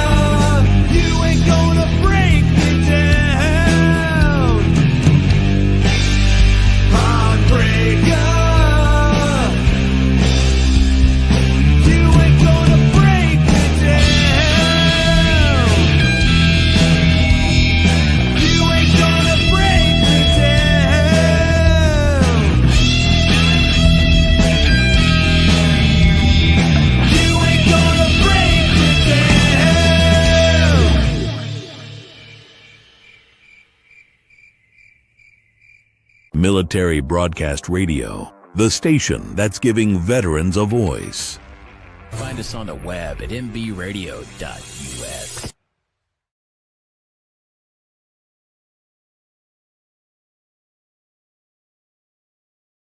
The boys are back. The boys are live. What's up? Till the final whistle on Military Broadcast Radio.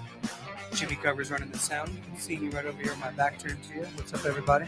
Caveman to my left and HG Mercury to my right. Been a fun show, boys. We got some top plays coming up. We ran over all the NFL from the previous week. We're going to preview some of these bowl matchups if we have some time. But we're going to get into some top plays. I love top plays, man. You never really know what we're going to get from week to week. It's really pretty. It's pretty much. I send stuff to the group chat, and Caveman just works his magic, and who the heck knows what's going to pop up here over the weekend. But let's do it. Top plays. First one, of the week. Josh Allen, Keon Coleman getting healthy at the right time for this play was huge for this Bills offense. Let's check this out. Here's Allen slipping out of a sack. Looking way down the field as a man's got a step. It is caught. It's caught all the way inside the 10-yard line and fighting all the way down to the 5 is Keon Coleman. There is a flag. Dude, that's what killed the Lions and that, dude. Like Allen, either they just couldn't pressure him and he had all day to throw, or like when they did get pressure, it was only from one side. He just ran to the other side, made something happen. Made a play. Like the way he can throw on the run, like, I mean, there's a number like third down plays where it's like 3rd and 6. You think, oh, protecting the sticks, and then he burns them like 30, 40 yards down the field. I think Josh Allen. That's going to be the Achilles. That's going to be the Achilles heel for the Lions, though. They just cannot generate a pass rush. The Bills have beat both of the top teams in each conference now. Yep. Beat the Chiefs, beat the Lions. And Josh Allen is obviously the difference maker in both those games. Yeah. Like he got the game-winning rushing touchdown there and just carving up their secondary. Like in the Lions game, the difference is that they were able to slow the Lions down early, and then the Bills got up to a big lead. And then like the defense just started giving up everything late, but by then they had a decent cushion. Dan Campbell, weird decision to kick an onside kick with 12 minutes left too. I mean, like I guess that's who they are, but like at what point is it like you're just being too aggressive, Now you're looking like Randy from South Park, holding the wheelbarrow. It's a little too big of your cojones there. Yeah. Getting a little too ahead of yourself. I mean, I don't know. I guess they're still 12-2, but like it feels like the being aggressive is like costing them against like good teams, Yeah. Worked out, helped them beat the Packers last week. Kind of screwed them this week against the Bills. It's a boomer bust league. It really is too cute though. Yeah. I mean, you have 12 minutes. You kick that ball off, but that just shows me that they have no confidence in their defense. Yeah. I know. I think they just were like, Yeah. It's like we got to Josh Allen to try was to steal a possession. True. He did whatever he wanted. Our defense isn't going to get a stop.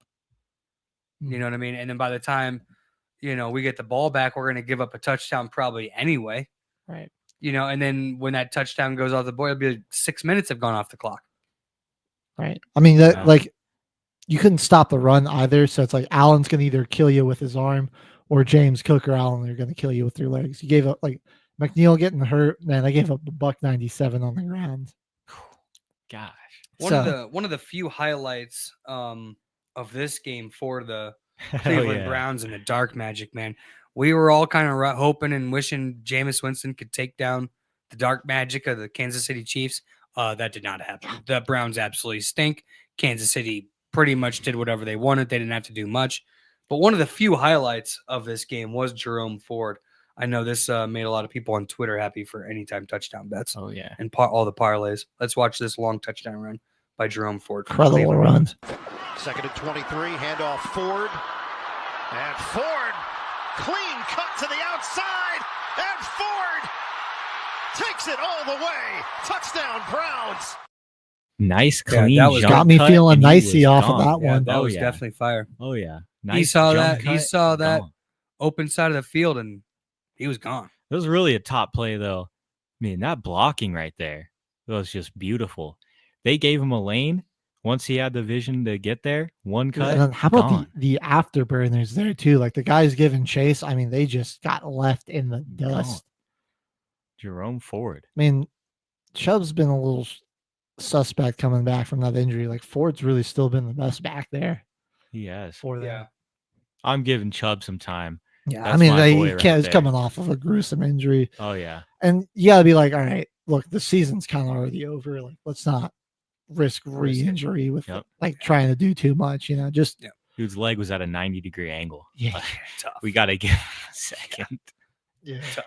I mean, I'm almost like if I'm the Browns, I maybe just sit Chubb the rest of the year because we're gonna have to just Yeah. regroup next season. Next season. Ford looks good. That guy's been taking some hits, man. Yeah. He's been getting injured a lot. I hope he's all right. Bryce Young, kind of a revitalization for his career this year. At least some positive momentum and not just He's like having Yeah. some fun. not like last year. It was just like Dude, nothing, dude. At Like, it the was so very bad. least, he's even like upped his potential trade value. If the Totally. Panthers are like, hey, Oh, we yeah. want to go with a new Very, quarterback, very true. be like, well, like if you're the Panthers, like you be like, hey, you know what, Bryce, thanks for getting it together. We're gonna trade you somewhere else, give you a fresh start. Yeah. We're gonna start over. But now you're giving us a little more value. So I think it'll be a positive end in Carolina, no matter how it goes.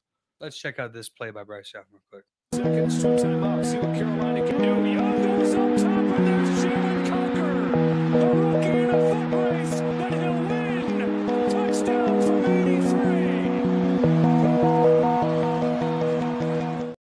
Such wholesome music for that one. Oh my It's like the goodness. clap out music they play at the Colorado Media School. You know what I mean? Yeah, bro. Crazy. That was a dot though. Dude, the Oh, that Jets was a made nice top throw. plays? No. They, they were Can you they believe had it? some plays, man. They're making some plays out there. Can you Zach believe it? Zach Wilson to Garrett Wilson? No? Zach This Wilson's one. in Denver, Jimmy. No Joe Flacco? Nope. No Joe Flacco. Are we Aaron I- Rodgers. Ayahuasca Rogers Aaron to Rodgers. Devontae Adams? Yep. Shades of their dominance in Green Bay. Drinking from the fountain of youth over here. Look at it. I kind of feel bad for Jets fans because now they just got like a small little a flash of what could have been. Yeah. Nope, too much, too late. You Yeah. know what I mean? It's like Oh, now you're gonna do You were this. 3-10 coming into the game. exactly. Now this is what. Right. Oh, great. Great. Like Thanks this, for. We're And you're eliminated doing it from against the playoff Jacksonville contention. Jaguars. You know, Yep. what I mean? like us. Great You're like, week. oh, I thought I was gonna get to be watching this all year, and like now, season's freaking over, and now I They get to watch thought Yep. grass Three- is not Three always more greener. games to do it. You got 3 more games to do it, Jets fans. Yep. And they have what? Yeah. 3 wins now? 4 wins now? 4. They're 4 and 10. Mm. Like what for? I mean, like Jets fans are probably At like, this point. let's just tank for the pick. it. Right? Like you know I what want a mean? higher Like- draft pick. Like we can get. I mean, if you're a Jets fan, any Jets fans watching, do you Maybe want to top run five. it back with Rodgers another year, or do you want to try to get a I quarterback? think the kicker is going to be when this Netflix thing comes out. They're going to be all the way out. Oh, yeah. I on can't wait Aaron for that, Rodgers. man. That's I good. can't wait. we gotta like When's that coming out? when that drops, we gotta do a till the final whistle watch. Oh party my- for We the gotta Aaron watch we are Rodgers going to watch documentary. every single episode. We can probably pop up Netflix and have a show and we can just watch it here. Dude, weekly Easy. watch parties, man. I can log on to my Netflix on one of the apps. No Oh problem. my god, we'll just be tearing it apart. Let's check out. We trash Aaron Rodgers. Let's check out this top play because this was one of the few bright spots for Aaron Rodgers this season. Deep for Adams. He's got Devontae Adams. Adams is going to take it into the end zone for a Jets touchdown. And that deserves a wow. A fingertip grab, and then A-Rod needs to be Wait, I'm careful. going to screen share real quick. A-Rod needs to be careful jumping around like that. Yeah. You didn't get surgery on your thing's held together with duct tape and rubber Check bands. that out, bro. Jimmy. See when it drops? Remnants of December DMT. 17th. December- That's tomorrow. tomorrow. I'm off work tomorrow. Oh, I'm watching it, dude. Boys, I got a morning shift. We can meet up tomorrow night. I could do it. I'm If not we- doing yeah. nothing. I mean, if we can log in on computers in here, we won't have to set up any remote gear. I'm down to do it. I'm down. I'm down too. That will be hilarious. Just turn it. Oh, it's gonna be absolutely epic, dude. I just can't wait to see him just ayahuasca out. I want to watch him. woods. I want to watch him. Yeah, yak up whatever demon has been living inside So of him. this is gonna be a live reaction watch. We're be pausing it a lot. So if you're trying to just watch the episode, this ain't for you. We're pausing it every time somebody needs to get a point out. Watch the episode and then watch Trash our the breakdown. scenes. Yeah, That will be That would That'll be funny. Oh man, I can't wait, boys. That's gonna be hilarious. We might have to get some brews in the studio or something for that. Fingers crossed. We'll see what goes down. Boys, we're just gonna have a party watching the Aaron Rodgers documentary. Yeah. Crash at the studio. Wake Wake up the next morning. Kill the final whistle. Wednesday show. show. That's it. I like it. There you go. I like it. Love it. One of the few highlights from this game between the Steelers and the Eagles, the Steelers ran a flea flicker. It's always hit or miss sometimes when you see these teams. It's like, oh, how desperate are you? Just wait for this catch. Yeah. The catch is probably the best part. Right. It was the Calvin Austin, too, of all people. It was Calvin Austin, yeah. Never had a losing season. There's a reason why. Flea flicker. Wilson has time, delivering a beat ball, looking for Austin, who goes and gets it. Oh, Calvin Austin with the home run. I don't know how much that would have helped them if Pickens was there. Yeah. Because, I mean, they were really getting torched up pretty good by I mean, like, having George Pickens doesn't change the fact that you had 2 second-half drives, you know? Yeah. 2? Oh, my God. Only 2. That was 2 possessions the entire second. The clock was gone. Yeah. Oh, my God. Dude, they a had punt and a fumble was what they had. Philadelphia Eagles ran 22 plays to end the fourth quarter. Dude, that fumble by Najee was killer because they were in the red zone. Yeah, they were at least coming away with 6. And they were within a routine 8 points. pitch. It was a routine pitch, and this guy dropped Game it. was within set. It was like 13. It was 20-13. 20-13, yeah. So it was within 1 score. I mean, you had a chance to at least bring it within 4 or tie it up. And right. Nope. You do not. Choked it. That was a That good great play, catch though. by That was Calvin a Austin. Great catch. Also, guys, I don't know if you guys have been hearing the Philadelphia Eagles. They've got some of the funniest nicknames for guys in their secondaries. So I told you that they're calling Quinyon Mitchell Quintanamo Bay. Yeah. You know what they're calling Cooper DeJean and Reed Blankenship? They got the nickname the Ku Klux Clamps. Oh my gosh. Oh yeah, dude, I saw that. What are we doing? Where That are is people coming up with crazy. this? What are we doing? That is from the depths of some Twitter comment section, dude. Right. Yeah. What are we doing? What are we doing?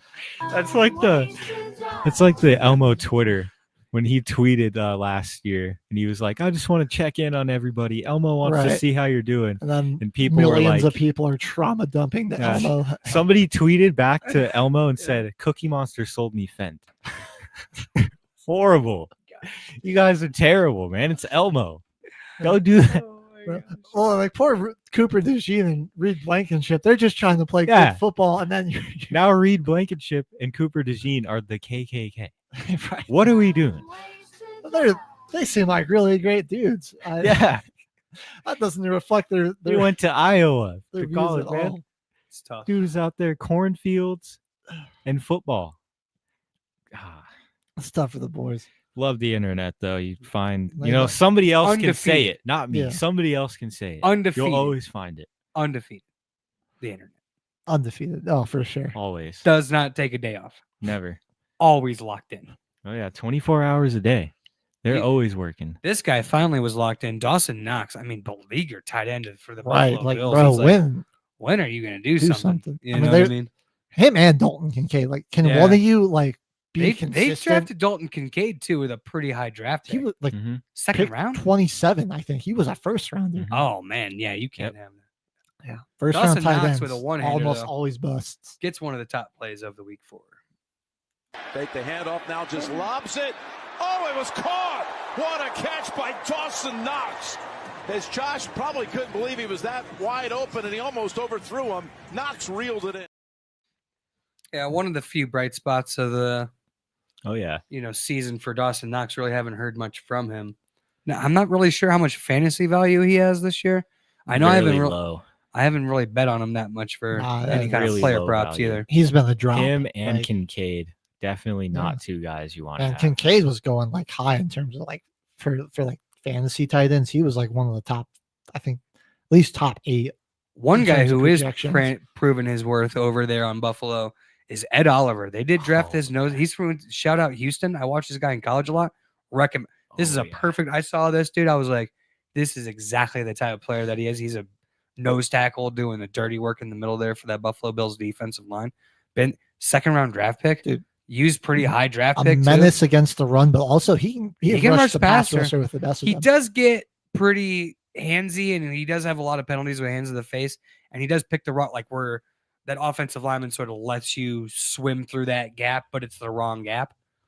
He does get gapped up a couple times. Very aggressive He's player. very aggressive type player. Sometimes it's good, sometimes it's bad. In this case, it was very good. Let's watch this play because I saw this live. This was awesome. Back in 22 here against the Lions. He's in on this play as they got to Goff. And Oliver was the first. Russo added in. So did.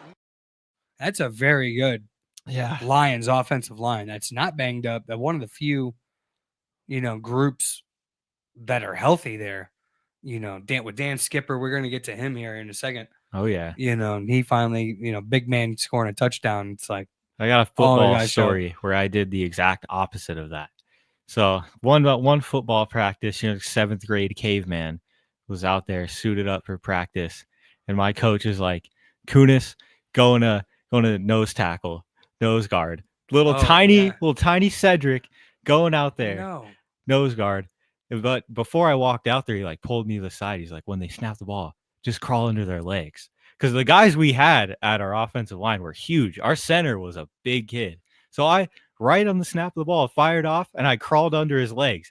And we had the offensive lineman had to run it over and over again until they stopped me. So like 5-6 times in a row before the kid just sat on me. Yeah, he literally just sat on me. That's how they stopped me right there. But like 5 or 6 times, I crawled under his legs and made the tackle in the backfield. That's awesome. So shout out, doing the exact opposite. Little guys can go out there. Man. Oh, it's not about the size of the dog in the fight. It's about the fight, the size of the fight and the dog. That's right. This dog, he definitely is a stud. Dan Skipper, OG in the NFL, played for about 15 teams. Seemingly only Minnesota and Detroit because he's played with Detroit and Minnesota 2 different times within the same decade. He's been in the NFL a long time. Gets around. He was on the offensive line for Matt Stafford when they first drafted him. And he was already in the league then. Like by the time he was on the offensive line for Matt Stafford, he already played for Minnesota once. He's a journeyman offensive lineman. Bro's almost like he's up there. I'd have to Google it. He's got to be in the upper 30s. Like he's been in the league a long time. Out age LeBron? Is that something? No, is that even possible? I think he's probably like 35, 36.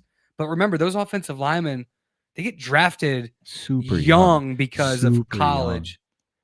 Super young. If you're really dominant lineman in college, you can stay in the league a long time. You can get out of college very quickly. Yeah, as a good offensive lineman, and be in the league for a while too. Even if like you're not really that great, at least a 9-10 year vet. Yeah. Let's see. From Arvada, Colorado. What? Went to Ralston Valley High School. Really? Literally, this guy, hometown hero here. It says he was undrafted in 2017. That's awesome. Yeah. He went to Arkansas from 2013 to 2016. Heck yeah. Gotcha. Might be thinking of a different guy than here, Jimmy. Might be. My bad. I mean, he's kind of like one of those prototype, like big white dude offensive. Where do you go to college at? Where do you go to college at? Arkansas. Dude. Holy crap. From Ralston Valley. Shout out Dan Skipper. Heck yeah, Dan Skipper with one of the top plays. You get one of the top plays of the week, Dan Skipper. Good job, dude. Fake it to him this time. They got a wide open target. It's one of the linemen. It's Skipper to the end zone for the touchdown. Dan Skipper. All 6'9" of them. For that touchdown, but that was a good play. Good job, Dan. Yeah. Good job, Dan. Going to the pylon cam for the offensive lineman touchdown. Dan Campbell be running some wild plays out. I got one question. Is Jay Kaner the MVP? He might be the next Jameis Winston, dude. The way he was slinging that thing. He might be, dude. We're down at 4. Kaner stays on his feet, throws back the other way, and it's intercepted. It is picked off by the rookie out of Michigan, Mike Sainristil. You are out of the pocket. Don't make a bad play worse. Just take the sack or throw the football away. Instead, it's a nice play by the Commanders' defense.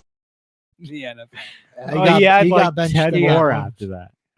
Oh, yeah. Oh, he played a little bit more after that? Yeah, he in that moment too, he had one completion too. So he had one completion to his team, one completion to the other team. This guy, man. This was one of the best trick plays that I've seen in a little while that went for a touchdown. The only bright spot for the New Orleans Saints on offense pretty much this game.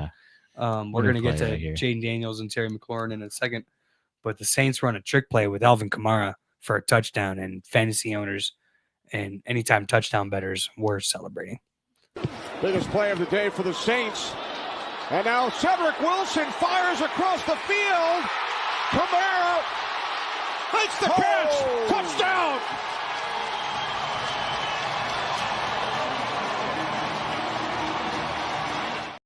That was a touchdown there. But Yeah.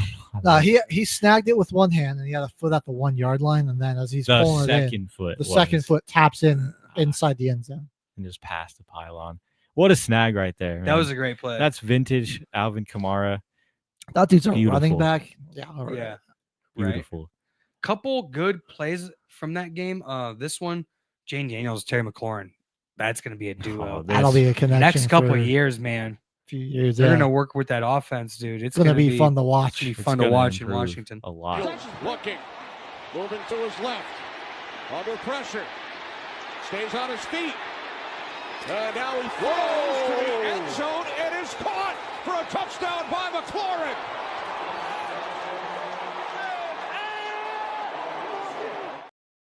Love the trust in his number one wide receiver. Like, don't make a play. He's like, I know you got. He's like, you got me. I know you got me. Yeah, like Daniel's just moving around, snatched our boy Brian Breese's ankles. We were just giving them proud. I mean, Breese's a nose tackle trying to tackle Jaden Daniels in the open field. It's a little difficult. That's a bit of a mismatch, I'll be honest. But Brisset, very athletic though, blocking the field goal last week to win. Yeah, that was awesome. Shout out to him. Yep. Did get cooked right there though. He did get one of the top plays of the week last week. Big man play of the week. Oh, this is it. This is it. Let's watch this. This is what I think it is. Burrow under pressure again, and this time he'll go down. Or will he? The ball pops out, and it's recovered by the Titans. Tavondre Sweat rumbling up the sideline. The big man still on the run and out of bounds at the 40-yard line. I'm going to tell my kids that was Derrick Henry. That was a wild play too, because and all the Bengals fans, I was kind of nervous. I was like, second half, no big deal. Yeah. Bengals pretty much did whatever they wanted. Boy, I tell you what though, that run registered on the Richter scale right there. Oh yeah, that stiff arm dude was nuts. Nashville was shaking when that boy took off with the football. My dad's a Titans fan, and he was watching that game before I went to work. And I was like, yeah, one of your defensive linemen got a strip sack and returned it like 25 yards. And he's like, Titans will find a way to screw it up. Just wait till halftime. Yeah. And I got back from work, and he's like, you see the score of the Titans game? We ended up losing by 10. Yeah. And you had like a 17-point lead at one point or whatever. Like crazy. One of their best games offensively besides all the turnovers. They scored like 27 points. Yeah. Like one of their highest point totals all season. That's wild. Lost by 10. Mike Evans, the ageless wonder. I mean, this guy gets to play with freaking Johnny Manziel in college at Texas A&M. And now he's playing with Baker Mayfield, two of the most electric white boy quarterbacks in history. Absolutely off to the races. Mike Evans, gonna be probably one of the guys that can make a difference in a playoff game. Most definitely. I mean, this guy can get open against anybody. And Mike Evans, he's got such a blend of man. speed, but he can go up and get it. And they're in a pass happy offense. Like Baker's slinging the football, dude. And we're gonna see it on this top plate. Let's check this out. Mayfield out to the left. Throws on the move for Mike Evans, who gets loose. Down the sideline, Mike Evans. It's a touchdown for Tampa Bay.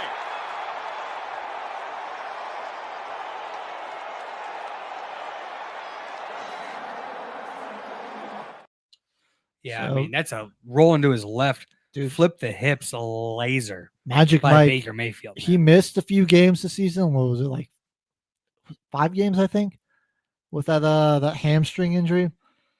Still with a shot to keep his 1,000-yard season streak alive, man. He's at 749 this year. Missing dude, missing all these games. He still's got 52 catches, 749 yards, and 9 touchdowns. The 9 touchdowns is 4th in the NFL. That's crazy. Jeez.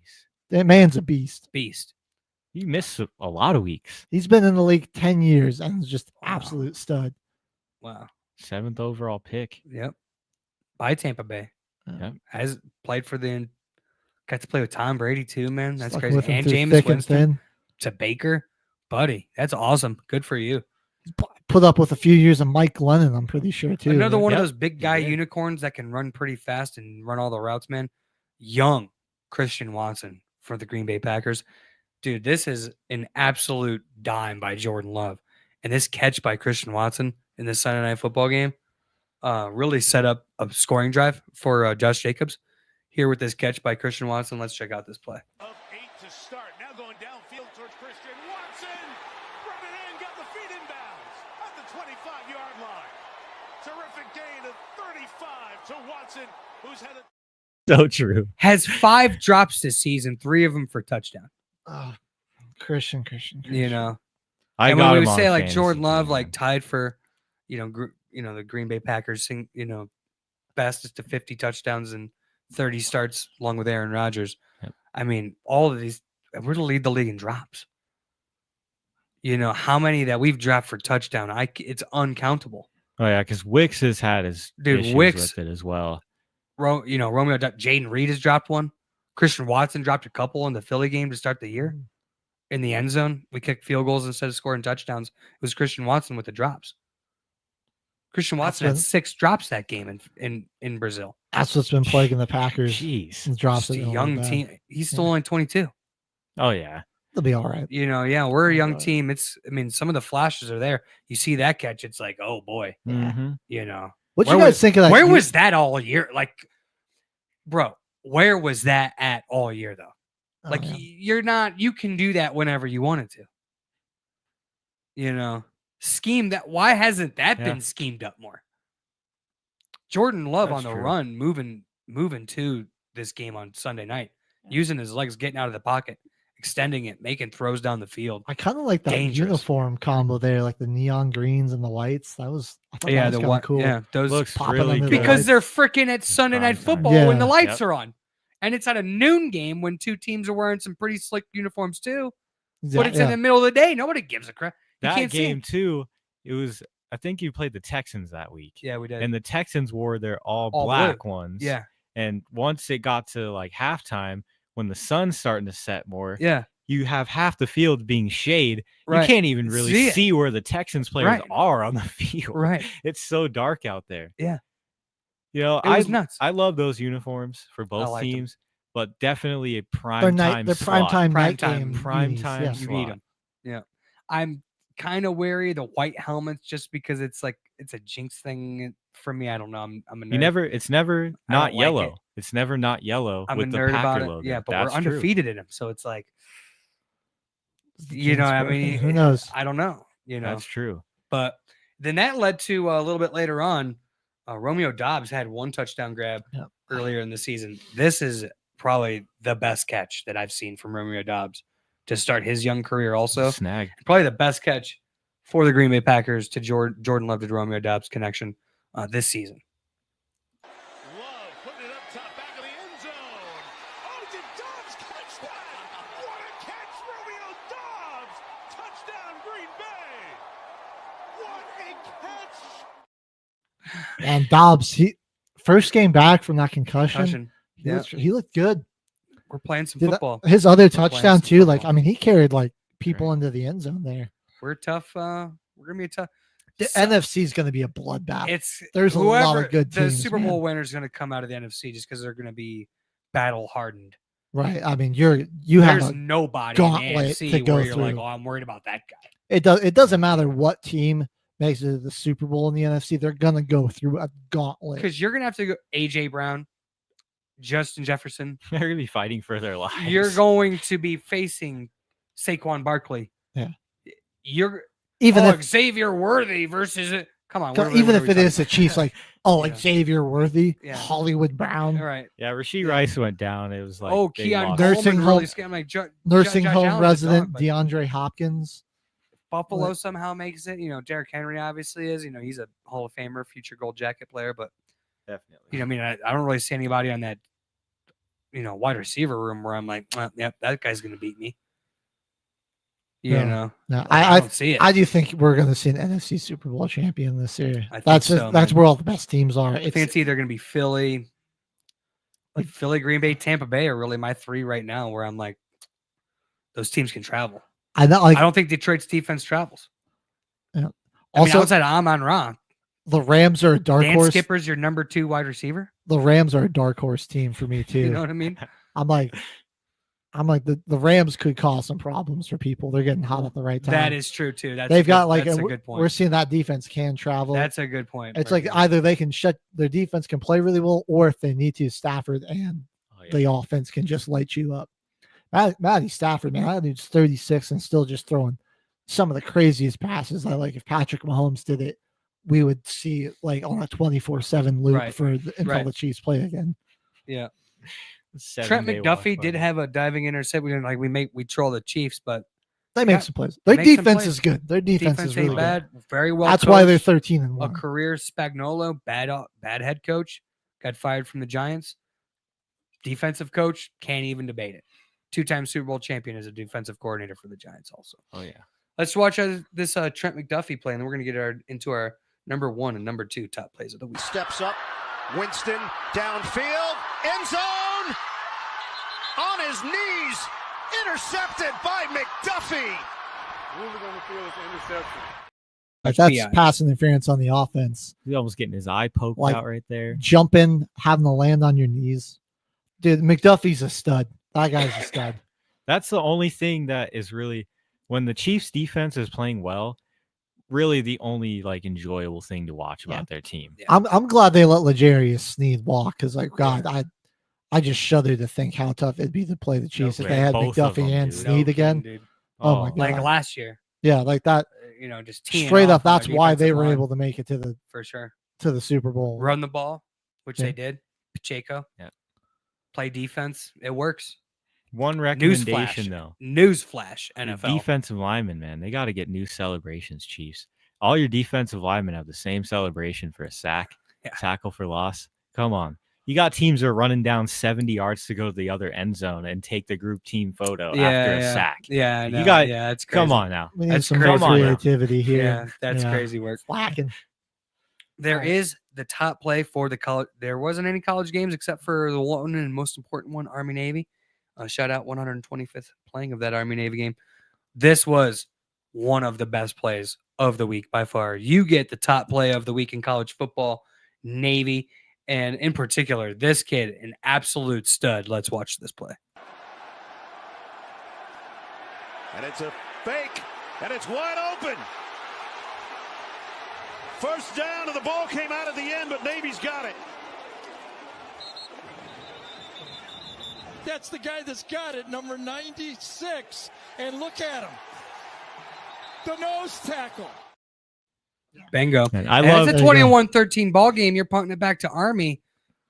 You're kind of giving up some momentum there. Instead, newsflash, we still got it. That led to another touchdown by Bo Horvath. We called game after that. That was pretty much game. Game's over. Game's over. Navy won. You punt that ball back. Maybe Army puts together a drive, which they really didn't do. 1 touchdown, 2 field goals, basically it. And it's like, man, you're getting the ball back. Okay, we stopped them finally because Army couldn't stop a freaking nosebleed. Oh yeah, the whole game. So it's like, all right, now we're gonna get the ball back. Maybe we can get some momentum here. They ran that fake play.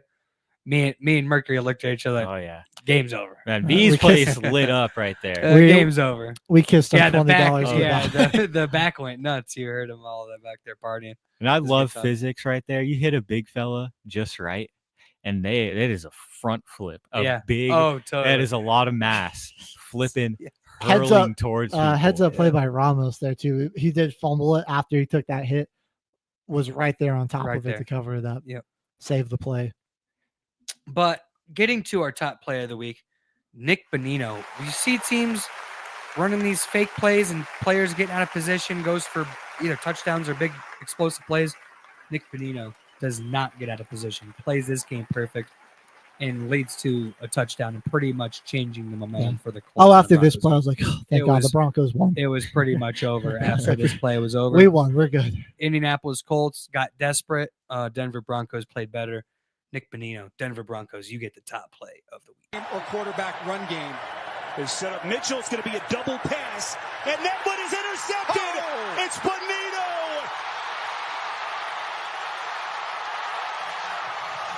Unbelievable. They flagged him for doing the Marshawn. He has a few touchdown interceptions for I know he has has a second pick six. That was a second. Yeah. I know he had one before that. Yeah, he got That one was against Schobert. Cleveland. Cleveland, that's right. Yep. So he's like 11, 12 sacks this year. One of the top players for this Denver Broncos, probably top 5 defense in the NFL. Can't even argue it. Oh yeah. Like, can't even argue it. I think Levi Wallace was a healthy scratch, and that was the right play. The rookie, Chris, I think it's Chris Abrams Drain is his name, played really well. Oh, They targeted him a couple of times, and he held his own. He's a young dude too. Rookie out of Missouri, if I remember correctly. So played really well in that game. Reminds me of a stat. I was looking at NFL Next Gen stats in their top plays section. Cody Barton has the fastest recorded sack this season. He got a sack 2.18 seconds after the snap. Yeah. That defense is We're one of the league after leaders in sacks. I think we do lead the league in sacks. I mean, we had like a dude I hadn't even heard of before getting a sack for us on the last game. Went to Alabama State. Chris Abrams Drain, number 31, 5'11". Alabama State. Alabama State. Alabama 5th round draft pick. Oh, I like that. Give the young guy a chance, man. 145 overall by the Denver Broncos. Broncos are Levi the team leader, or the team leading the country in sacks. They got 49, and then the Texans are behind us with 45. Then the Ravens, and then Cowboys and Giants, 4 and 5. Interesting. Yeah, where's that Packers defense? All the way at the bottom of the league again. I'll see. I'll look for. Oh, they're 6th. They're right behind. Oh, the we're Giants. right behind. Yeah. Yeah, you guys got 40 on the year. Yeah, the Broncos defense. Vance Joseph just blitzed. He'll blitz into oblivion. Like Packers defense. And that's passing defense you're looking at there. So you guys lead in sacks and you're leading in passing defense. Oh my gosh. Oh yeah, it's pretty good. I mean that secondary. It doesn't have a ton of depth, but fully healthy, it's pretty hard to move the ball on them. And they're like a lot of guys that can just cover you one-on-one. And it's like when you can play man coverage and get after a quarterback with 5-6 man pressures. It makes playing QB real hard. It really does. Makes your life a lot more difficult. Well, that wraps up our top plays this week. We still got 5 minutes, so we can do as many of these matchups as we can. Some of these bowl games. Yeah, Notre Dame, Indiana. Nick Bonito kicks off in a few days. I do got to correct myself. Nick Bonito, he has dropped out of second place. He's now half a sack behind Daniil Hunter in the second place. You guys are all on Minnesota tonight, right? We're all on Minnesota tonight. Yeah. We all took Minnesota. I forgot to change my pick with Max Crosby being out, so I need the Raiders to pull off a miracle. Revenge game, Desmond Ridder. Let's go. Come on, Desmond. Dude. Let's do it. I like it. Show the Falcons they should have never moved on from here. Because I mean, come on, I mean, Desmond, it's this or DoorDash. I got breaking news, boys. Lions head coach at the press conference, David Montgomery will undergo season-ending knee injury. Will undergo season-ending knee surgery. Quote: "We're going to miss him and miss him in the biggest way. Oh, not just as a player, but a leader in the locker room." It's over. Wow. It's all over. Well, I hope you enjoyed your run, Detroit Lions fans. I saw this once with Barry Sanders when I was a kid. It's different this time. And then you got Megatron and a couple of all these other guys make the playoffs, play pretty good, beat the Cowboys in a playoff game, pretty good. You play the, Legion of Boom, Seattle Seahawks team, very close to go to the NFC Championship game. And then the wheels fall off. And here we are, right back to square one. They're going to be in the playoffs. We don't know where they're going to be at. Yeah. We don't know where they're playing, but they're going to be in it. Losing and now Montgomery, you're going to that have, hurts, though. And if I could just rewind back 6 weeks ago when I said, hey, You got to finish, now is Jahmyr Gibbs. He's going to get the ball The Lions, two times more. they're a team getting hurt at the wrong time. The other team's getting healthy at the right That's time. why I always just pump like the Eagles from last year, Tampa Bay. I'm like, it looks good. Pump the brakes, NFL. Pump the brakes, fans. Happens all the time. They're playing good. Don't overthink anything. It's week 9. It's week 7. Whatever it is. Because you're on a roll. That's cool. got That's fine. To replace what's his face? David Montgomery. I mean, maybe Walter Payton's son. I don't know. Who the heck knows? Call Barry. Be like, Bub, you still got anything left in the tank, brother? I'm going to you know what I mean? The depth chart. Yeah, I got to go to the depth chart. Here. Yeah. Behind Montgomery, it's Craig Reynolds and then Sion Vaki. Cool. Who are those guys? Yeah, good. Yeah, bring it on. Because the regular season is just regular. The only season that matters is the postseason, boys. Yep. I've been trying to tell the casuals for 15 years, Jimmy Covers will never let you down. The regular season is only regular. Yeah. The only season that matters is the postseason. And they really only got like 4 wide receivers too. Dude, their second leading receiver is Dan Skipper. They got 5. It's Amon-Ra, Jamison, Tim Patrick, and then Maurice Alexander, Allen Robinson. Yeah. Khalif Raymond's on IR. That hurts him, especially in the special teams. I'm looking. They got a couple of and Jameson Williams is backup lineman on OR, but he just has a good game. Then he falls off. Has a good game, falls off. Yeah. Wow. I just scroll down to their defense, and it's just like IR. Everybody's their entire starting defense. And if they were healthy going into the playoffs, I couldn't even argue it. Like, obviously, if they're healthy, they got all those players. You're like, oh yeah, they're probably a Super Bowl favorite. Yeah, but that's not the way that it works. That defense is it's like just not Swiss cheese. They don't have a real serious pass rush. And then I can tell you this: you get Jared Goff into a shoot. Like, yeah, he had 500 yards and 5 touchdowns against the Bills defense. Against somebody in his own conference that has seen him a couple times, it's going to be tough to get into a shooting contest, and think you're going to win in a 55-50 playoff game. That just doesn't happen. That's true. The Bears held them pretty. It just does. It just does not happen. That doesn't happen in the playoffs. No, it doesn't. You can get those odd matchups, players, whatever. Both teams are banged up. We've seen a couple high-scoring playoff games. I'm not going to say that there isn't high-scoring playoff games. It's hard. Especially as a 1 seed where you're expected to go to the Super Bowl, whatever your Detroit Lions record is. It's just going to be difficult, I think. Very difficult. That's going to be our show for the day. One last good one, boys. This is fun. One little list bit of news before we sign off. Patrick Mahomes with a mild high ankle sprain could potentially practice this week.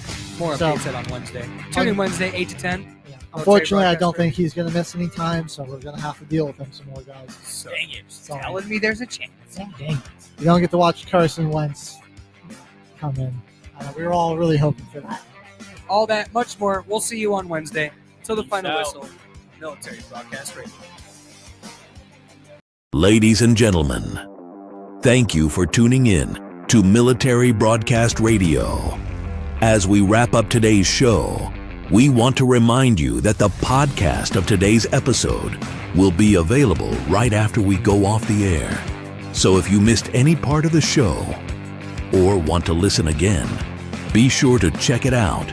And remember, we're here to support and honor our veterans. Your stories and experiences matter, and we are committed to giving you a platform to share them. That's right. We're here to give our veterans a voice. So don't forget to catch the podcast and stay connected with us. Giving our veterans a voice.